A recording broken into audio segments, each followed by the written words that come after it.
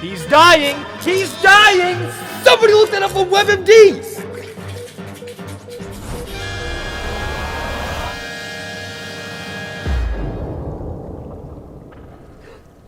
What's going on? Am I in hell? Yes! Well, folks, he's practically dead. Practically? Dead. What's keeping him from being unpractically dead? Something to live for, obviously. Just look at that smile. Talking about the Wii U must be the only thing keeping me alive. It's my true life purpose. My body must have gone into temporary shock once I reached the console lifespan's halfway point. That means once I'm finished, I'll die.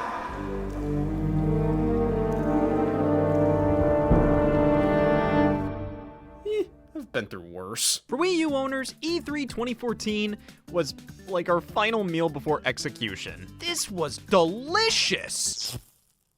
Poor bastard. Nintendo basically showed all their cards here. Practically everything worthwhile being developed for the console, all wrapped up in a self-deprecating presentation. It was glorious. First time I genuinely felt on top as a Wii U owner. The second time? Pushmo f***ing world! June 2014 was big for game releases.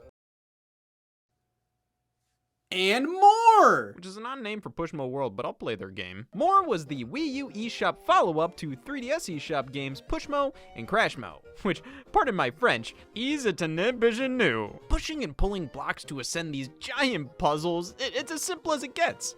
You know what else is simple? The Black Death. Easy to learn, but gets hard as hell. And More is more. This is its own game, a completely new puzzle, some new mechanics.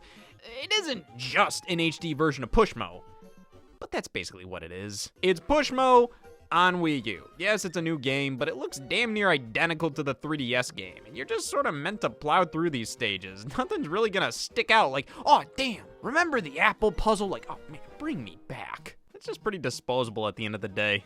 This is one of the most rock-solid puzzle games. I adore it. Just doesn't leave much of an impact, considering so much of this, at its core, is just another Pushmo on Wii U, and not much else. But hey, you can make your very own levels and share them on Miiverse and via QR codes. And while Miiverse doesn't work anymore, the QR codes do. Oh my god. Well, if you weren't interested in something actually goddamn worthwhile this month, Nintendo finally finished Wii Sports Club. And it took the physical form of this here pad of paper. Baseball and boxing both released, finally giving Wii U owners the ability to play the full Wii Sports lineup. Again, at least baseball uses the gamepad in ways that actually change the experience, which is more than you can say about everything else here. I mean, it's kinda cool they fulfilled the promises of the Wii U's E3 2011 debut, showcasing how Wii Sports could be enhanced with another screen. But it's a bit too little too late. What is this proving? That I'll pay money for a game I got for free 8 years ago? Just because now 2 Sports utilize a controller that, at this point, I'm thinking most people wanted to see it used, not to enhance gameplay, rather just to validate its existence? And the fact they couldn't have been bothered to find a use for it outside of the 2 ideas they farted out on a cobbled together tech demo trailer 3 years prior, all within a pointless HD remake that has one of the strangest release and pricing strategies ever attempted, it just makes the whole package feel pointless, like it was developed out of obligation, not love. I didn't mind the concept of Wii Sports Club. In fact, when it was first revealed in 2013, I was damn excited. But I'm sorry, they did everything they possibly could have to kill any interest I had in it after the initial 2 Sports launched. I thought, maybe I'm just somebody who doesn't care about Wii Sports anymore. And then I thought, look at me. I think this game just stinks. Thankfully, for those not interested in Wii Sports Club, and I have a list of them right here, the eShop was graced with, honestly, one of Nintendo's most important exclusives this generation. Shovel Knight, released on Wii U alongside Nintendo 3DS and PC versions, but as far as home consoles go, this was your only way to play the indie game of 2014. A Game of the Year nominee for many. Here you have a game that's a perfect culmination of old and new, taking the best elements from retro and mixing them with the benefits of modern gaming. There's really no real problems I can even think of with Shovel Knight. It's an instant classic, one of the best platformers ever released, and as a Wii U console exclusive at its launch, I think it did wonders for the system when it came to its identity as an indie game machine. While the big third parties weren't interested anymore, the indies still were. They had so much respect for Nintendo and wanted to support Wii U as much as possible, which, hey, I think worked out for many considering what the hell else is releasing on this console. Way easier to stick out when you're like one of the only things the Wii U got that month. That was June. Pretty damn good month, all things considered. Loads of news from E3, some good stuff popping up on the eShop, and keep in mind, Mario Kart 8 just launched at the tail end of May, so for me personally, it didn't matter we didn't get any new retail games released in July. Or August. Sure, we got a physical release of Wii Sports Club with everything on the disc, which, you think that's a good response to there were no games released for 2 months? The physical manifestation of this doesn't even have the Blue Ridge on the spine. This game sells for hundreds. Goes to show, just because it's expensive, don't mean it's worth it. Life insurance. I was more than happy grinding away at Mario Kart 8's online multiplayer, chipping away at the eShop releases. I bought Pac-Land on Virtual Console. Oh my god! And news-wise, throughout the summer, there were consistent interviews popping up, expanding upon the stuff we saw at E3. The Smash Brothers Picks of the Day kept things interesting, alongside brand new fighter reveal trailers. A physical release of NES Remix 1 and 2 was announced. Paid Mario Kart 8 DLC was finally confirmed in August. There was like a new Hyrule Warriors thing revealed like every damn day for a bit there.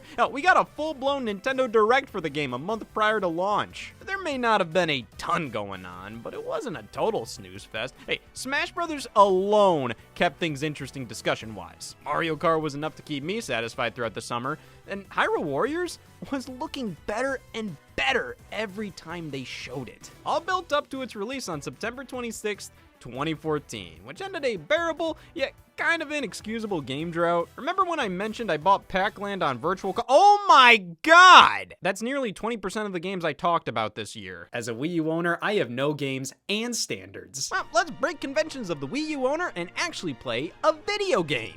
This is Hyrule Warriors, and this is the definition of okay. Damn, full page spread. Hyrule Warriors is fun. It's a very cool combination of Zelda and Warriors with addictive, satisfying gameplay, solid presentation, and a huge amount of content. But it's not meant to be thoughtfully consumed, rather mindlessly gobbled. This is a good hack and slash, but it is constantly teetering between engaging and brain dead. And with Bayonetta 2 releasing on Wii U just a month later, being one of the greatest hack and slashes ever crafted, it just underlines how repetitious this one can get. But that's where I go, hey, maybe this is something to chip away at rather than go for a full week-long binge. I pray for your couch after that. That's my Hyrule Warriors puddle. And yeah, playing in shorter bursts, I think Hyrule Warriors is good stuff. The game really surprised me with how much there is to it. I mean, the initial reveal made it out to be just a barren tech demo, at least to me. I thought it looked fine, albeit did feel like it was just Dynasty Warriors with a Zelda skin and not much else. But over time, you could tell how much effort was being pumped into this, becoming an extremely polished celebration of the Zelda series with an endless amount of content to go through. And while the gameplay is undoubtedly more of the same Warrior style, it's honestly more fun than any of the Warriors games I've tried, and that's not just because of the Zelda paint job. It's faster, more fluid, the controls feel just right. And yeah, contextualizing this as a Zelda thing does make for a more enjoyable experience, but it goes deeper than just visual flourishes. The variety of characters, settings, hell, the music, it's far more interesting to plow through enemies here than, yep. Hyrule Warriors gave the Wii U a game Zelda fans could enjoy. If they weren't into the gameplay, hey, I think you can at least appreciate it. It's not really meant to be anything other than a fun, cool spin-off, but even being just that, damn, they stuffed this thing silly. Look at all these modes, look at all the DLC they released for it, look at the limited edition they released exclusively at the Nintendo World Store. It includes a scarf. Why waste money on that? Look, I bought these separately and they were significantly cheaper. The only other retail game to hit Wii U in September 2014, Disney Infinity 2.0. See, the Wii U doesn't have no games. It has no games and Disney Infinity 2.0. At the time, the big conversation going on was surrounding Super Smash Bros. For 3DS suffering from a smorgasbord of leaks, which meant we knew the entire character roster months before the Wii U version was to launch. For how much Smash Bros. Speculation carried me throughout 2014, that was a bit deflating for the console release, on top of the Wii U game launching after the 3DS one, not to mention the fact we haven't seen a ton of what makes the game on Wii U unique from the handheld, plus the fact that with two versions, I'm practically buying the same game twice. Well, it was still a damn exciting time. I mean, I couldn't wait for Smash Brothers. And to help tide me over, Nintendo issued a Wii U system update introducing folders. Who needs games when you have Disney Infinity 2.0 and a way to organize it? Always bugged me how the name I give each folder isn't centered. I have to go in and add a bunch of spaces myself, which still isn't perfect. And then it'll do this weird thing where the word gets cut off and continues via the next line. Why couldn't it just shrink the font down a bit if the name becomes too long? Why, at least I can finally organize my vast library of Wii U titles. But for newcomers to the console, 2 new bundles launched this month. A Walmart exclusive Mario Kart 8 Deluxe set, and the new standard console release sold across all stores, the Super Mario 3D World Deluxe set. Both including Nintendo Land as a bonus. Honestly, much better than the Mario and Luigi Deluxe set nonsense they released last year. I mean, what? You're telling me 2 games are included here? Let's visualize that.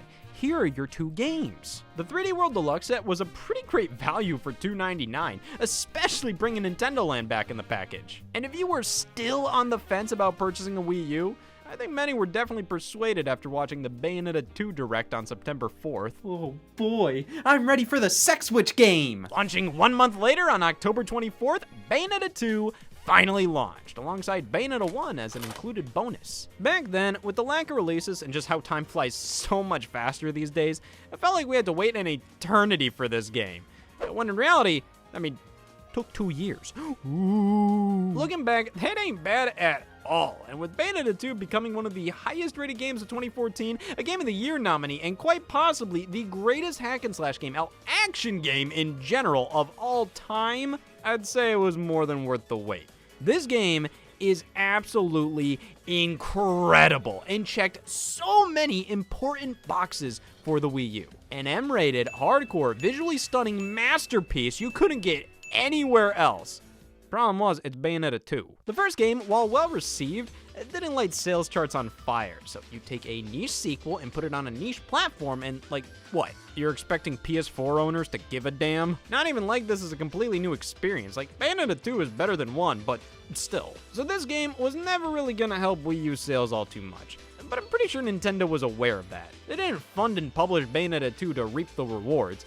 They did it to prove a point, that their platform was home to a wide variety of quality games for a wide variety of people. Plus, they saved a genuinely good game from cancellation, fostered a great working relationship with the developer Platinum Games, and could now call Bayonetta an honorary Nintendo franchise, which goes a long way. Who says Nintendo's just for kids? In this shot, I'm watching a witch say the word f***. Now, it took me a bit to get fully invested in the Bayonetta games, but when I did, oh boy!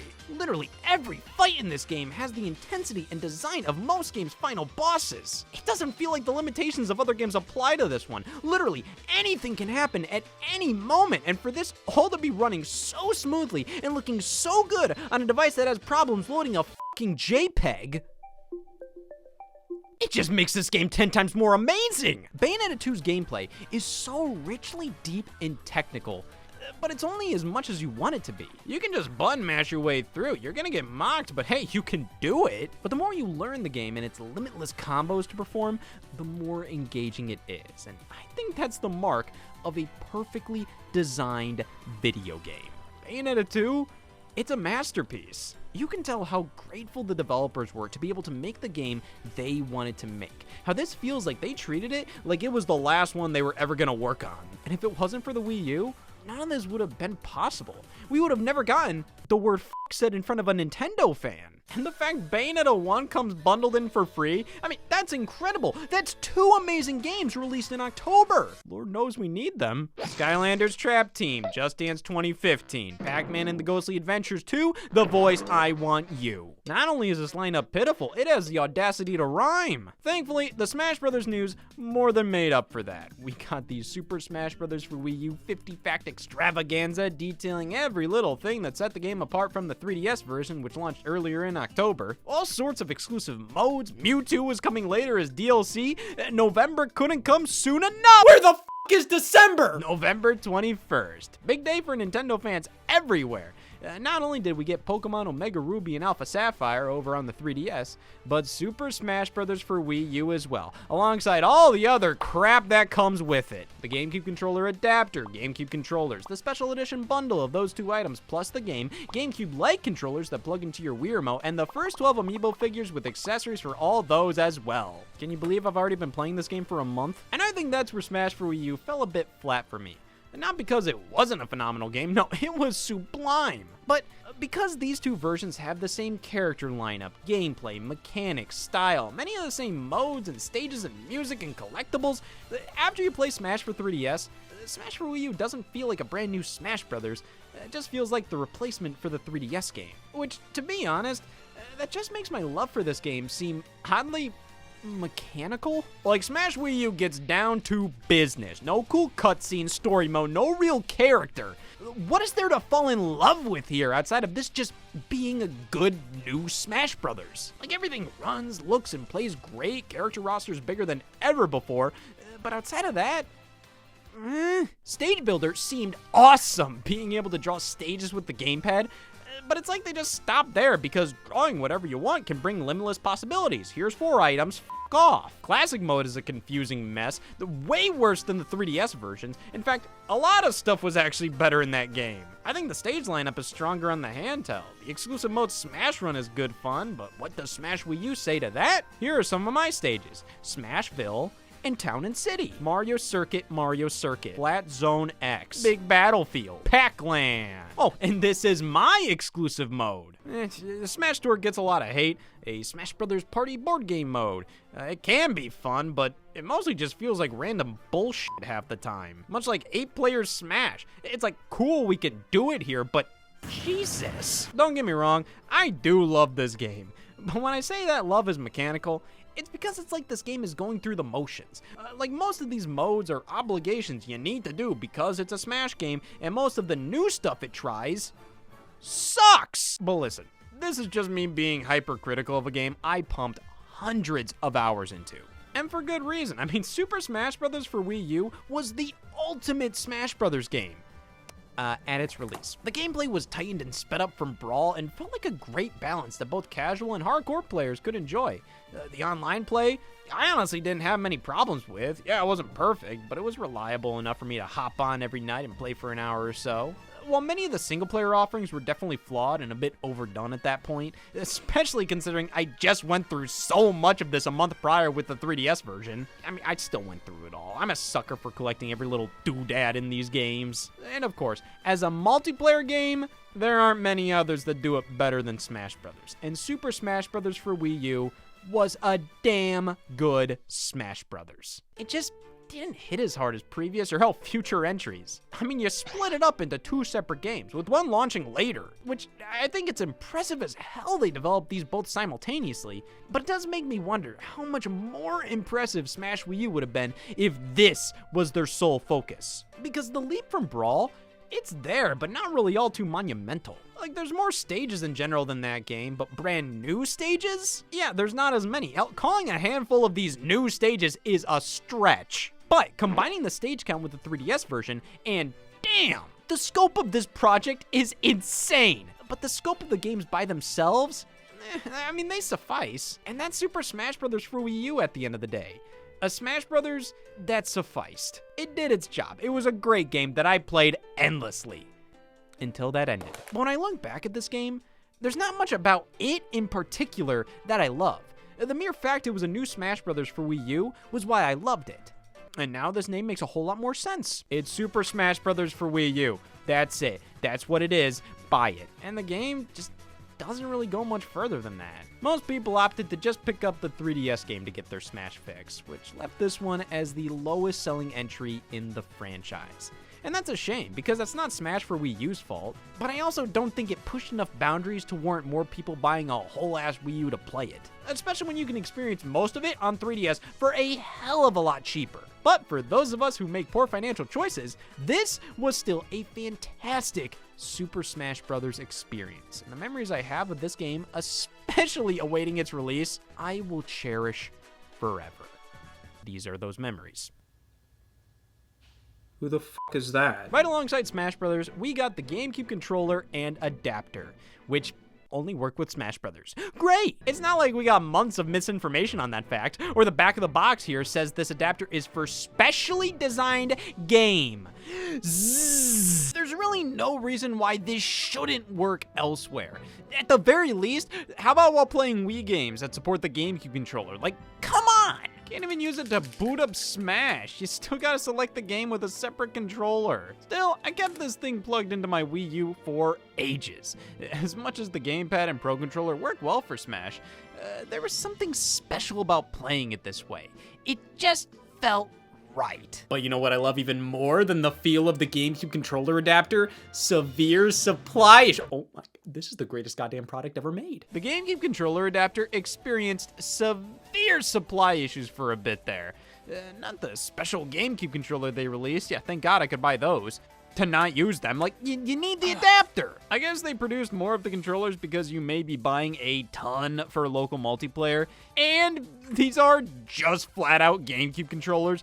You can use them on the original consoles, which was really cool for Nintendo to do. I primarily use these Smash Bros. Controllers whenever I play GameCube. It's just nice to have brand new official retro controllers at reasonable prices. Now, if only I could goddamn use them for the reason they were re-released. I was lucky enough to pre-order mine, but if you didn't, you had to wait a few months for some restocks, or suffer. The officially licensed GameCube knockoff controllers by PDP and Hori. Plug these into the Wii remote and they function like a Wii Classic controller. These are nice to have a GameCube controller-like option for Wii and Wii U games that support the Classic controller, but damn do these feel ever so off. Just kind of sad if somebody invites you over for Smash Brothers and these are the only controllers available. Wow. I should have taken the hint. I'm the bitch. But none of this matters compared to the other Wii U accessory launched alongside Smash Brothers, Amiibo. Nintendo threw their hat in the Toys to Life ring, competing against Skylanders and Disney Infinity, which made sense because if you were a Wii U owner, that was all you could be possibly goddamn playing. I feel there was a lot of pressure for Nintendo to do something like this.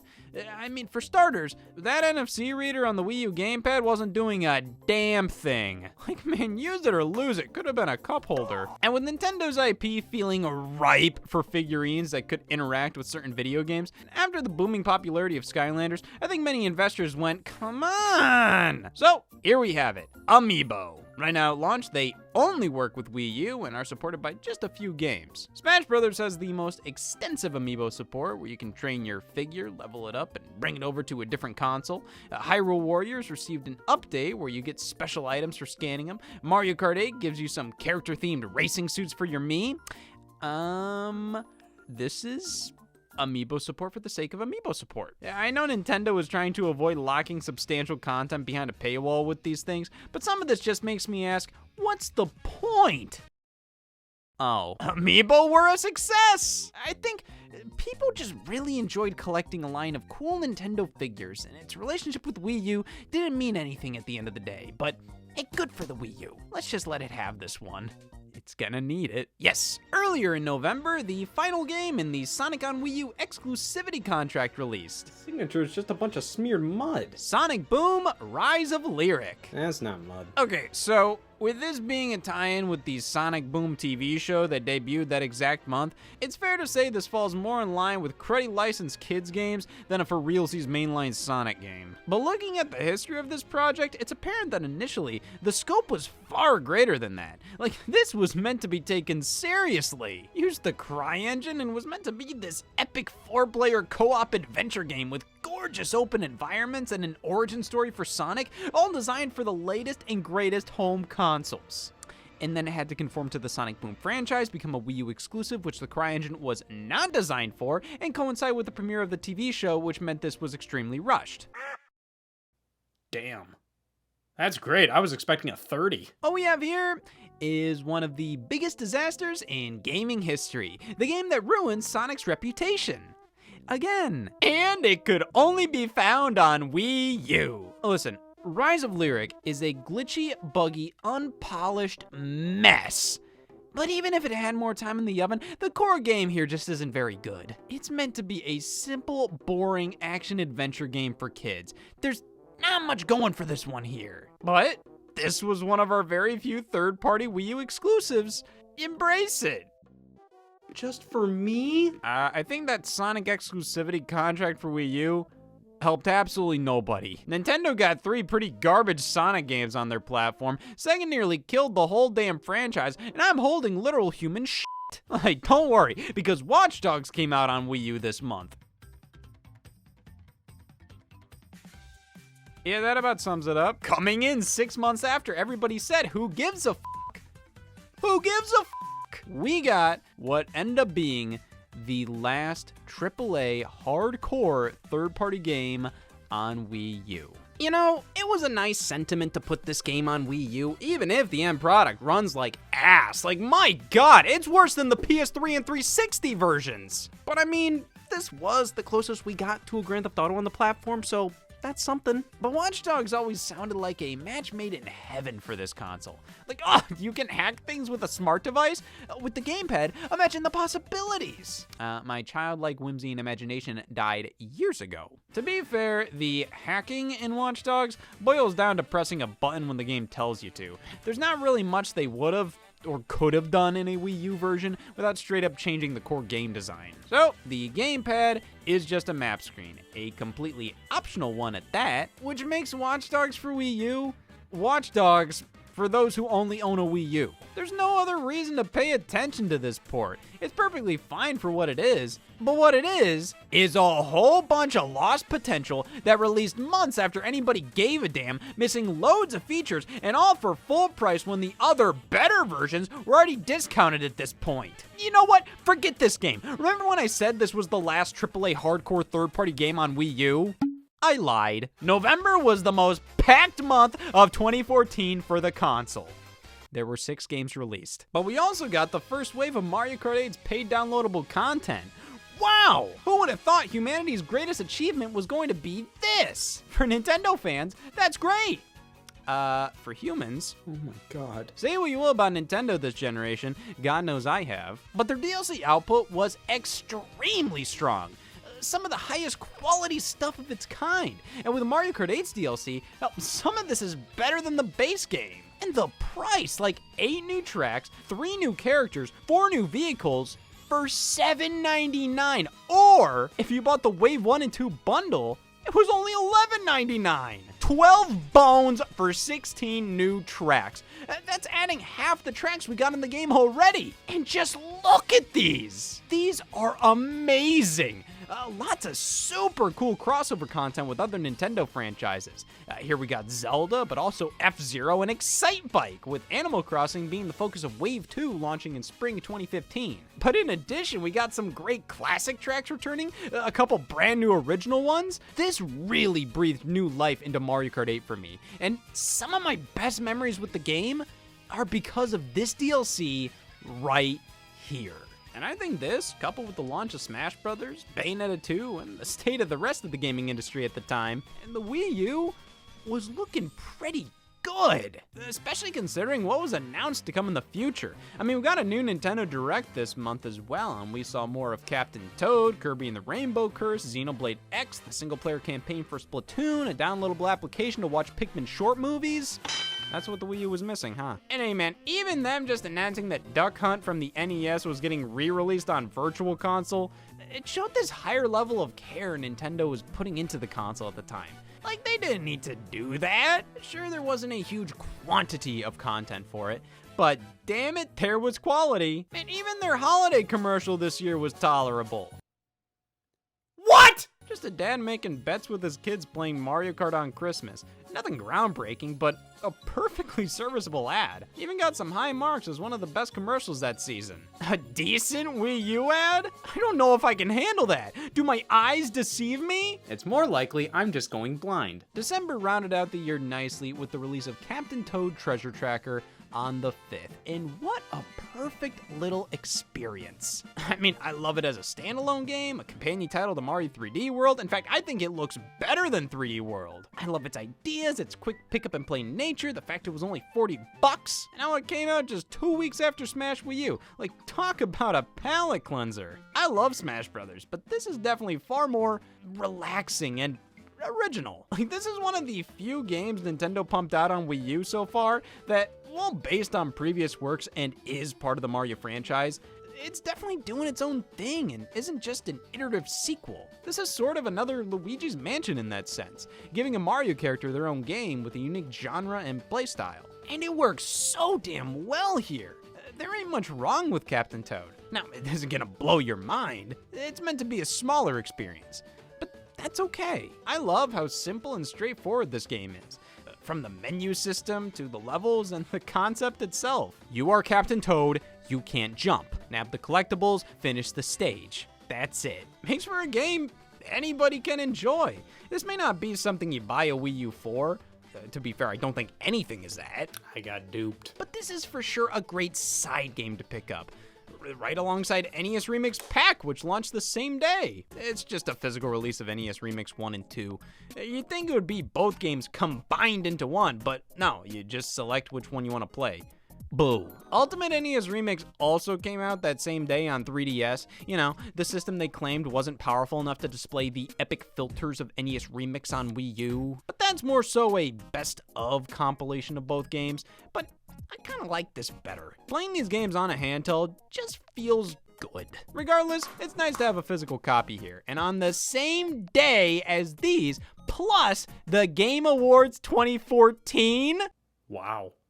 And the Game Awards didn't reschedule? I remember this playing in the background as I was trying out Captain Toad for the first time. And it's a good thing I tuned in. For the first Game Awards without Spike TV's involvement, Nintendo got their hands deep in this thing, alright? We had Koji Kondo playing Mario music, Reggie Miyamoto discussing what's to come for Nintendo in 2015, including a new Mario Maker trailer showcasing not only graphical styles for Mario 3 and World, but how each game type has unique attributes, which wasn't present at E3 2014. Everything there played exactly like Mario 1. But now, New Super Mario Bros. Has wall jumps, the ground pound, and so much more. But that wasn't even the most important announcement. They gave us a new codenamed Steam trailer for 3DS, and we got the first gameplay for Zelda Wii U.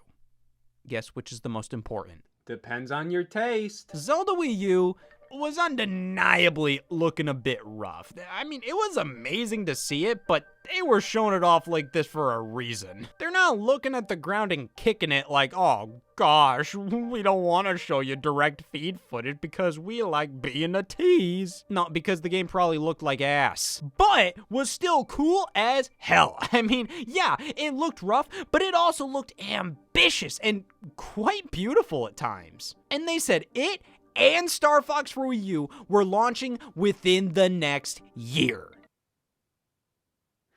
That was 2014. You know, looking back, it might not have been the busiest year for Wii U. Might not have even been the best.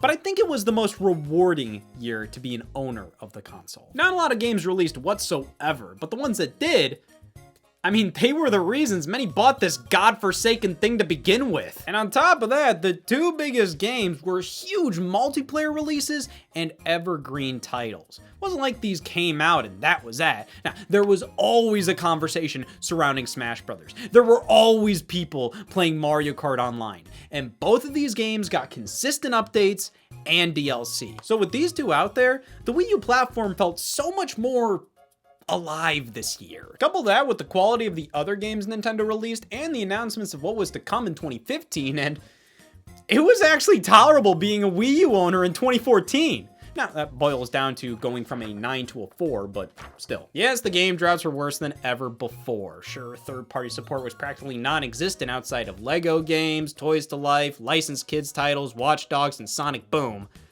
But Damn it, this was the easiest year to feign happiness yet! By the end of 2014, the Wii U had sold 9.2 million units. Not bad, huh? Seems like Smash Brothers and Mario Kart got things back on track.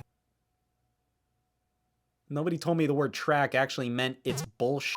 At this point, the PS4 had already sold around twice as many units as Wii U, after being on the market for just 1 year, while the Wii U had been out for 2, receiving a price drop, a good handful of critically acclaimed exclusives with wide appeal that were considered system sellers.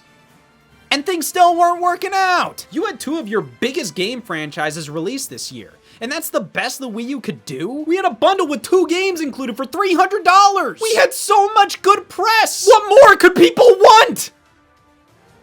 Not a Wii U. Looking back at 2014, it's obvious with the releases of Mario Kart and Smash Brothers that this was the last chance for the Wii U to prove itself. If those games weren't gonna save the system, nothing was. And while sales were up overall, I mean, let's be honest here. We can totally keep watering this plant, and it'll live a bit longer, but it's not really gonna grow much more than this, so, you know.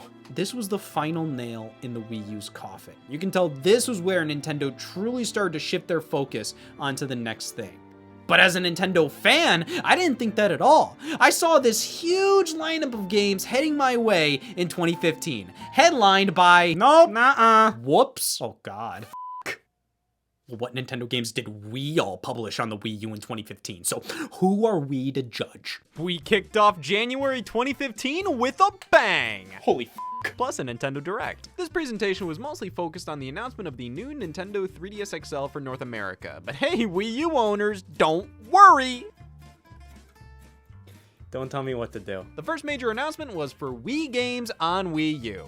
Here's hoping the second major announcement is for Wii U games on Wii U. Basically, they made it so select Wii games could be purchased digitally on the Wii U eShop. Now, that doesn't mean these games have been remade or rebuilt for Wii U or anything. Rather, buying a Wii game on the Wii U eShop and booting it up sends the Wii U into Wii mode, and you just play the game as if you just inserted a Wii disc. So this is fundamentally just a way to purchase some Wii games digitally, which, well, not a game changer. I think it was a welcome addition to the Wii U's arsenal, which is good because this holster is feeling light. On the second-hand market, many Wii games were fairly pricey to pick up at the time, and hell, that's if you could even find them anywhere. Some of these were damn rare. So having them readily available on Wii U at a set price of 20 bones, with the first 3 releases having a week-long introductory price of 10, that was convenient and economically sexy. But here's the kicker. They made it so Wii games that supported the original Wii Classic controller, they could be controlled directly with the Wii U gamepad. Oh my god, now this is what I'm talking about! Barely any of the games they released supported the Wii Classic controller. Hey, hi, the name's Shakespeare.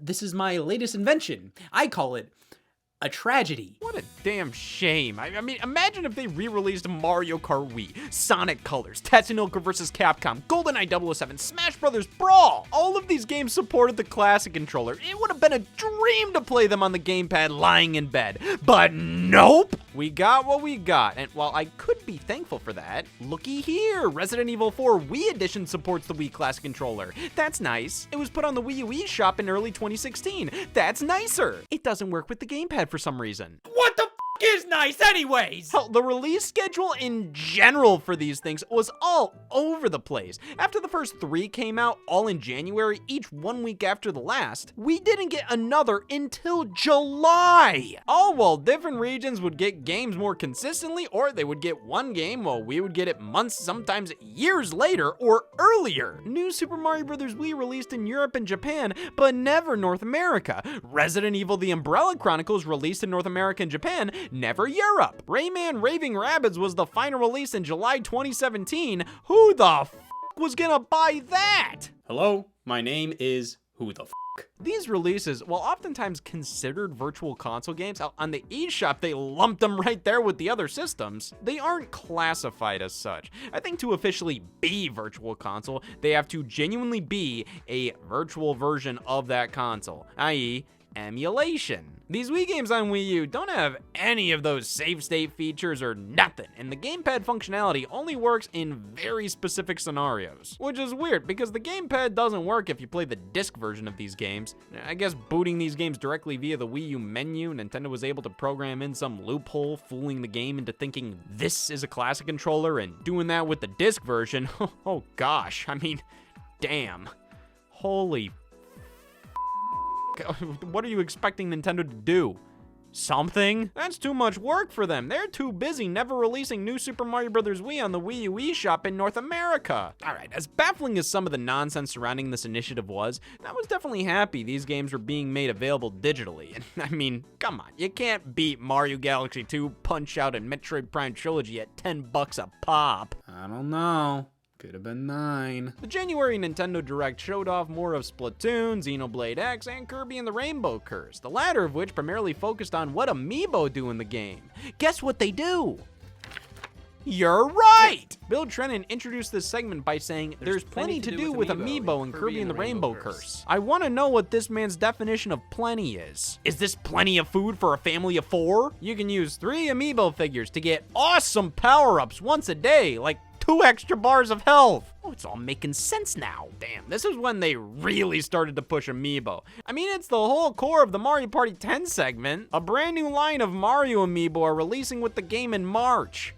Why? You just released most of these characters in the Smash Bros. Line within 4 months of these launching. To be fair, the Smash Bros. Versions of these characters oftentimes didn't make for the greatest figurines. It's Boogie Board Luigi. Makes sense to have baseline Mario figures, and they definitely looked high quality. Just felt redundant though. But hey, Toad is a brand new unique figure, and he's gonna work with Captain Toad Treasure Tracker, which is receiving an update on Mario Party 10's release date. Oh boy! You scan the Toad amiibo, and Pixel Toad appears in the stage, and you find him. Yes! I was hoping they were gonna do that! More Hyrule Warriors DLC, Mario vs. Donkey Kong Tipping Stars reveals a cross-buy initiative with a 3DS version, and a brand new third-party Wii U exclusive is announced. Oh my god! And they say the Wii U don't have no third-party games! 4人で協力しながらさまざまな世界観のマップ、タイトル名や発売日などを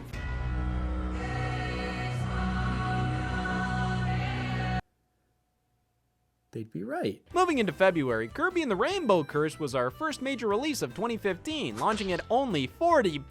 Oh man, what a steal. They're practically giving it away. Oh god, what's wrong with it? Well, that's the thing. There's not much wrong with Rainbow Curse, but there's also not much it does extraordinarily well outside of the presentation. What we have here is a serviceable video game experience. Some may even call it good. But that's all they can call it. I mean, you could do far worse than this, but it is such a forgettable game in the Wii U's library. And when that library is this piss small to begin with, that's impressive. I never hear anybody mention this one when talking about all the good Wii U games, but nobody has anything that bad to say about it either, so it's just kinda there. But hey, I do respect this game for a few reasons. Like, I love how they saw the Wii U gamepad and took it as an opportunity to create a sequel to Kirby Canvas Curse on the DS. Now, did that game truly deserve a sequel? More than games worse than it. Yeah. Regardless, I appreciate how they took advantage of the Wii U's hardware in a way that made complete sense. Canvas Curse was novel as hell. Using the touchscreen of the DS to draw a path for Kirby to follow,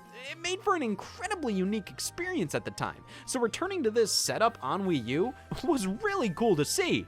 But while this gameplay was novel on the DS back in 2005, it just wasn't as compelling 10 years later. Touchscreens weren't common back then, so the fact Canvas Curse made use of it in a smart way for a full video game, that was enough to carry the package as a whole. Now on Wii U, this idea isn't new. Touchscreens are everywhere. It's like, well, this game has to stand on its own now, which is sort of a problem when this game doesn't really add any new elements to shake up the gameplay. It's more or less Canvas Curse again. And that isn't necessarily a bad thing, but it definitely doesn't stop Rainbow Curse from being largely forgettable. I picked this up on launch day, I beat it before midnight, and I could barely tell you a single goddamn thing about this game. I always thought it was just fine. The gameplay works, the level designs function, the control scheme suits the Wii U. This is such an inoffensive game. There's just nothing to really say about it, other than a wooga! Yeah, alright, obviously the most notable thing about Kirby and the Rainbow Curse is how it looks, and my god, this might be one of the most graphically appealing games I have ever seen. Everything looks as if it were made exclusively out of clay. The animation feels like it was ripped straight out of a stop-motion project. They absolutely nailed the art style.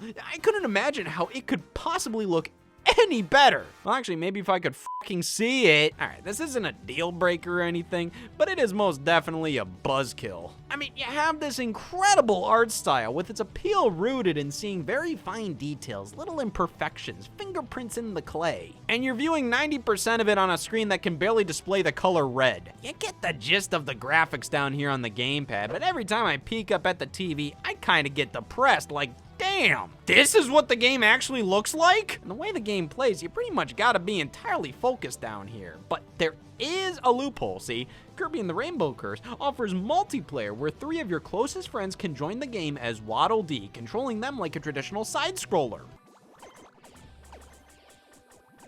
Wow, traditional side-scrollers suck. This feels completely shoehorned in, and you know what makes it worse? It wasn't! According to the developers, this was the initial core idea behind the project. They wanted to create an asymmetrical multiplayer Kirby title where one player was on the gamepad creating platforms for the others playing on the TV. And that's when they realized, oh, we already made a Kirby game where you create platforms. Let's do that again. While it may not have actually been an afterthought, and it can work okay, multiplayer is definitely more of an extra bonus thing to try out if you get the chance, rather than a reason to pick this up, much like a lot of the extra junk included here, like the music player, collectible figurines, challenges.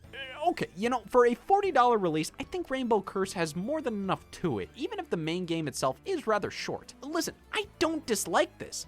I just don't think much of it. I mean, seriously, tell me something you love about Kirby and the Rainbow Curse that isn't its art style or music. See, that's my problem here. Not a bad game whatsoever, but not a must-play by any means. Well, thank God it's not a must-play. As a Wii U owner, I have so much more time now to do other things, such as mourn. It was announced this month that Nintendo would not be bringing the Nintendo TV service to Europe. We're still on that? Yeah, Nintendo TV never truly launched in that region due to the complexities of the content licenses all across so many different countries. It's just, the system launched in 2012. It's 2015 now, and by mid-2013, nobody was talking about this service anymore. To European Wii U owners who were looking forward to Nintendo TV, who would have wanted to actively use it in 2015, I am so sorry. But you know who else deserves an apology? Because Mario Party 10 released in March, right alongside the new Super Mario line of amiibo. Oh my god, I'm stalling. Oh man, we can finally check out this Captain Toad amiibo support. I mean, this was one of the first games announced to use the figures back at E3 2014, and after nearly a full year, we finally get to experience this game with the power of amiibo. It's gonna suck, isn't it? Yup! The Mario Amiibo was actually exclusively available via this Mario Party 10 bundle for a bit there. Plus, there was this gold Mario variant only sold at Walmart, so there was a lot of hubbub surrounding the release of Mario Party 10, which was great. Less time spent actually talking about Mario Party 10. This is it. This is the worst Mario Party. This is the one where I would say nearly everything it attempts falls flat on its face, regardless of how much potential its ideas have. And the problems all start with the fact this game, at its core, is just not good. Mario Party has never been a critical darling. With how luck-based it can be alongside its constant releases, it was obviously an easy target for many reviewers. But I do understand this reception to an extent. As fun as these Mario Parties can be, most of them are pretty interchangeable. They weren't doing a ton to shake things up. So in came Mario Party 9 for Wii with a radical new take on the formula, being dog shit. Alright, listen, Mario Party 9, functional? Sure. Quality? Jesus! Gone were the huge game boards with alternate paths you could take to individually employ your own strategies to win it all. How about this instead? Dog shit. The game boards are all completely linear with a start point and an end point. Everybody moves together in a car. Minigames don't happen after every turn. They only happen if you land on a minigame space, meaning they don't show up often at all. This gameplay setup was boring. It was confusing. It wasn't fun. Pretty sure reviewers were giving this pity 7s as, hey, at least it's something new. And that's all I really respect about this one. The fact they tried something new. Hey, it failed, but I give them props for trying. I have absolutely no respect for doing the exact same goddamn thing again, though. Did they learn nothing? They don't even have as many game boards as Mario Party 9. They have less mini games too. Well, okay, that's probably because of the new headlining modes here. Front and center on the box art, Mario Party 10 is all about Bowser Party. I'll give them credit with this one. Bowser Party's a solid idea. 4 players on the TV, 1 player is Bowser on the gamepad, wreaking havoc on the board in the mini games.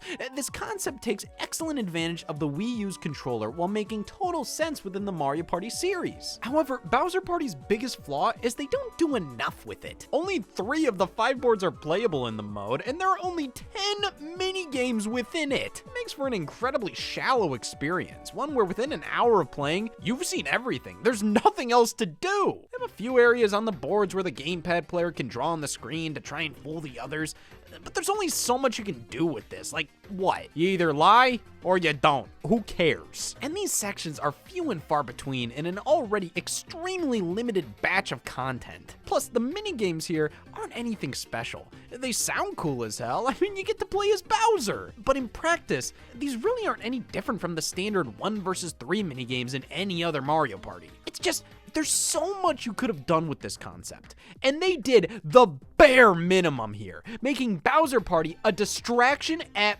best. Which leaves us with Amiibo Ball. Oh my god, it's even worse! Amiibo Party uses your Mario Amiibo as basically game pieces on a board with rules reminiscent of Mario Party 1 through 8. You all roll dice individually, mini games after every turn, collect coins to buy stars.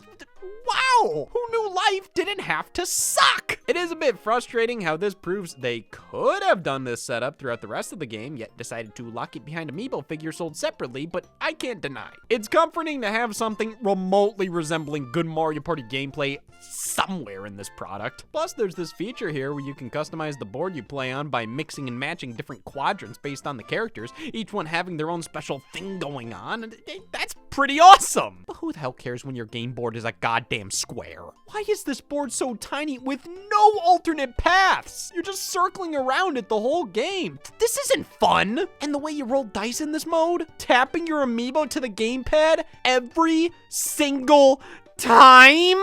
And every player needs to do it, so you either have to huddle around the damn thing or constantly pass it around. While you all still need Wii remotes on standby to play the actual mini games. Well, that's Mario Party 10 for ya. It stinks. Some great ideas are in this package, but none of that matters when the end product is this half-baked. And it's a shame, because the Wii U can be an amazing console for local multiplayer party games. This should have been a slam dunk. But Mario Party 10 is just Mario Party 9 again, with 2 new modes that sound cool on paper, yet lack anything of substance and value alongside employing some of the most cumbersome design decisions imaginable. The linear game boards make it so every round feels the exact same. You see everything the game has to offer within such a short amount of time. There is a severe lack of replayability here. I could play the first 8 Mario Parties on loop endlessly because, while there's not an infinite amount of content there, the way it's all designed, the player's individual movement, competitive nature, buying items to screw each other over, strategizing when to use them, you can choose how many turns you want each game to last. It makes each playthrough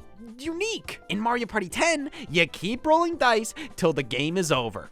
That's all there is to it. Honestly, one of my least favorite games Nintendo put out on Wii U. The best thing I can say about it, it makes me feel human. I don't like Mario Party 10. Because humans don't like Mario Party 10. Mario vs. Donkey Kong Tipping Stars also released this month on March 5th as an eShop exclusive here in North America, though it received a digital code in the box retail release in Europe and a flat-out disc release in Japan. You know, the fact they thought this game warranted some sort of presence on store shelves in those regions does say a lot about the potential quality of this product. Nothing can be a lot. Mario vs. Donkey Kong Tipping Stars, It is what it is. It's another Mario vs. Donkey Kong game, just like the last another Mario vs. Donkey Kong game. There's nothing special about this. It's a competent puzzle platformer, much like every Mario vs. Donkey Kong. But this game, it's not meant to give you some grand experience. It's meant to give you something to do. So from that perspective, this game is like fucking incredible, I guess. But man, everything about this reeks of experiment. I mean, it was initially created to showcase Nintendo's web framework development tools. They tested cross-buy out here with a 3DS version available right alongside it. And when the game itself is titled after tipping stars to other players by reviewing their custom stages, like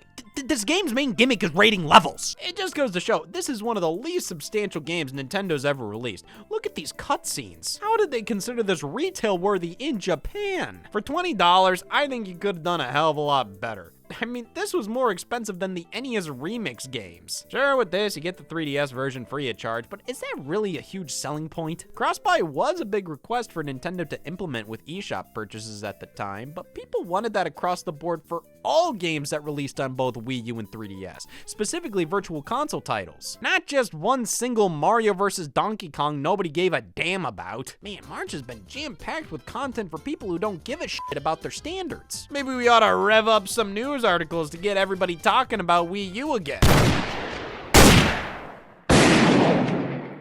Funeral's one way to get people talking. Some of the most impactful news throughout the entirety of the Wii U's life hit in March of 2015, and none of it was very considerate of my feelings. No! The console that put out Mario Party 10 must live on! First up, Nintendo straight up announced their next system, codenamed NX. Not much info was shared. We didn't know if it was even going to be a home console. Could have been a handheld, nope, could have even been both. Now, the primary reason Nintendo talked about this when they did was due to the other announcement of their partnership with the company DNA to aid their entrance into the mobile game market. Nintendo was stubborn about this for a while, considering mobile to be one of the direct competitors to their handheld business. As well as the 3DS did, it's obvious it could have done so much better if smartphones didn't start to take over the world. You can find all kinds of interviews with Satoru Iwata throughout the years, stating Nintendo wouldn't be Nintendo if they put games out on mobile. This isn't the Nintendo I know. The Nintendo I know smells funny and calls me a bitch. Considering the poor sales of Wii U and the lower than usual performance of their handheld business, it became obvious that if Nintendo wanted their brand to grow substantially, they would have to step out of their comfort zone a bit more. Limiting their reach to their own ecosystem caused so many consumers to believe Nintendo just wasn't around anymore. So this new mobile initiative wasn't them admitting defeat, rather utilizing the platform as a means to market themselves to a wider audience, which was simply the first step in their overall plan to expand the Nintendo brand beyond just video games. And well, nowadays, we can obviously see how this all panned out. But back then, Nintendo was so hesitant to do anything with mobile devices. Probably because if anybody even suggested they should make games for smartphones, it was because they thought Nintendo shouldn't make hardware and console games anymore. Their future should be as a mobile game developer. So Nintendo felt the need to announce their next platform here as well, just to ensure everybody that, one, the jump to mobile was only being done to aid their hardware business, not replace it. And two, the Wii U is dead. Well, we're not even 2.5 years in and we're already talking about the next thing? But the Wii U, there's so much life left in it. Zelda's coming out this year. Oh, god damn it! Near the end of March, Nintendo released a video where Eiji Aonuma announced that a 2015 release date for Zelda Wii U was no longer a priority.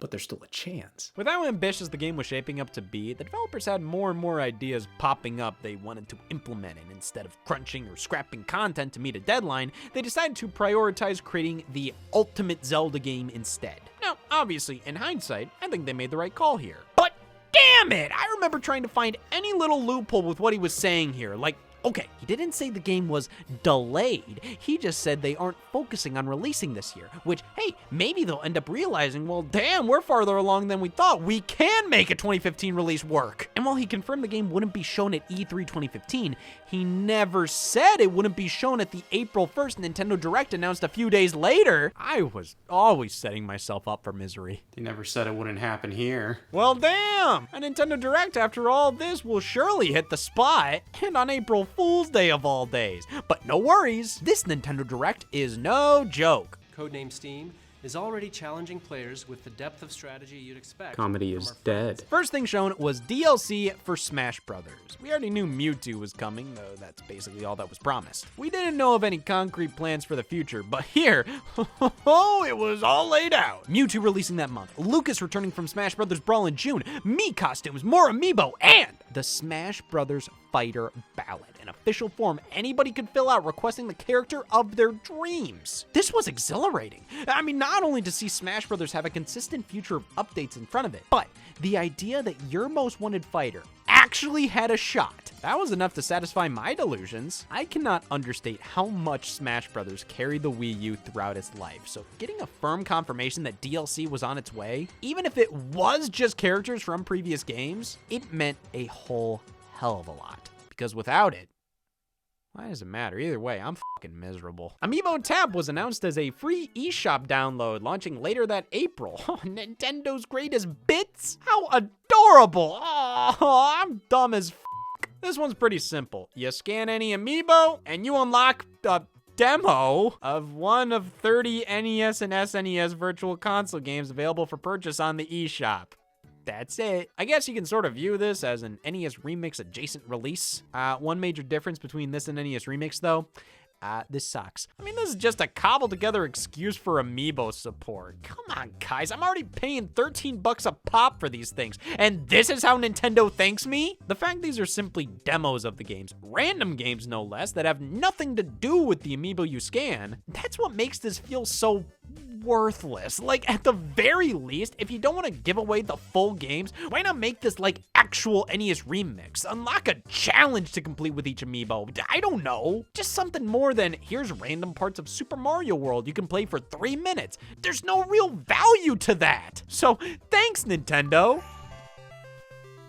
My amiibo's worth less now. Mario Maker had a release month of September reveal alongside its correlation with Mario's 30th anniversary. We got more on Yoshi's Woolly World, like these incredible plush amiibo launching with it. Splatoon comes out on May 29th and gets some amiibo 2. Jesus. I mean, like, this is cool and all. That was during the height of the amiibo craze, but man, just so much amiibo all at once attached to these games we hear about every single Nintendo Direct. Feels like I'm going crazy here. They showed this game again for like the 5th time. They showed amiibo. They showed this game again too. They showed amiibo. It's like, Jesus Christ, show me something new for once.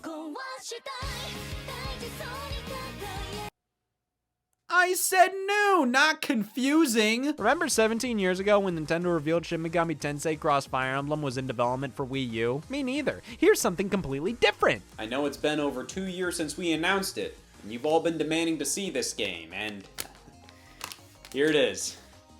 Here's the graphics, sounds. Yeah, this project definitely took an unexpected turn, which isn't a bad thing. It's just not what anybody signed up for. You may as well have announced, yeah, we canceled this game and made this instead. Because this didn't look like Shin Megami Tensei or Fire Emblem. Instead, it's mostly original, with the only connection to SMT being it's an RPG made by Atlas. And the only connection to Fire Emblem being you're telling me this guy is supposed to be Chrom. It looked quality. It was hard to turn down getting an exclusive like this for the console. But I think they should have either made this the straight up crossover it was initially announced to be, or cut the crossover elements entirely and make this wholly its own thing. Because as it is, not fully committing to either made this game more alienating. If you're not a fan of SMT or Fire Emblem, you look at this game and go, well, why would I get into the crossover of those franchises? If you are a fan of SMT or Fire Emblem, why would I want this game? I see none of those series in here at all. To be fair, while they stated this was the Shin Megami Cross Fire Emblem project, the way they were referring to it, you could tell this wasn't going to be the name moving forward, distancing themselves from this being pushed as a crossover. So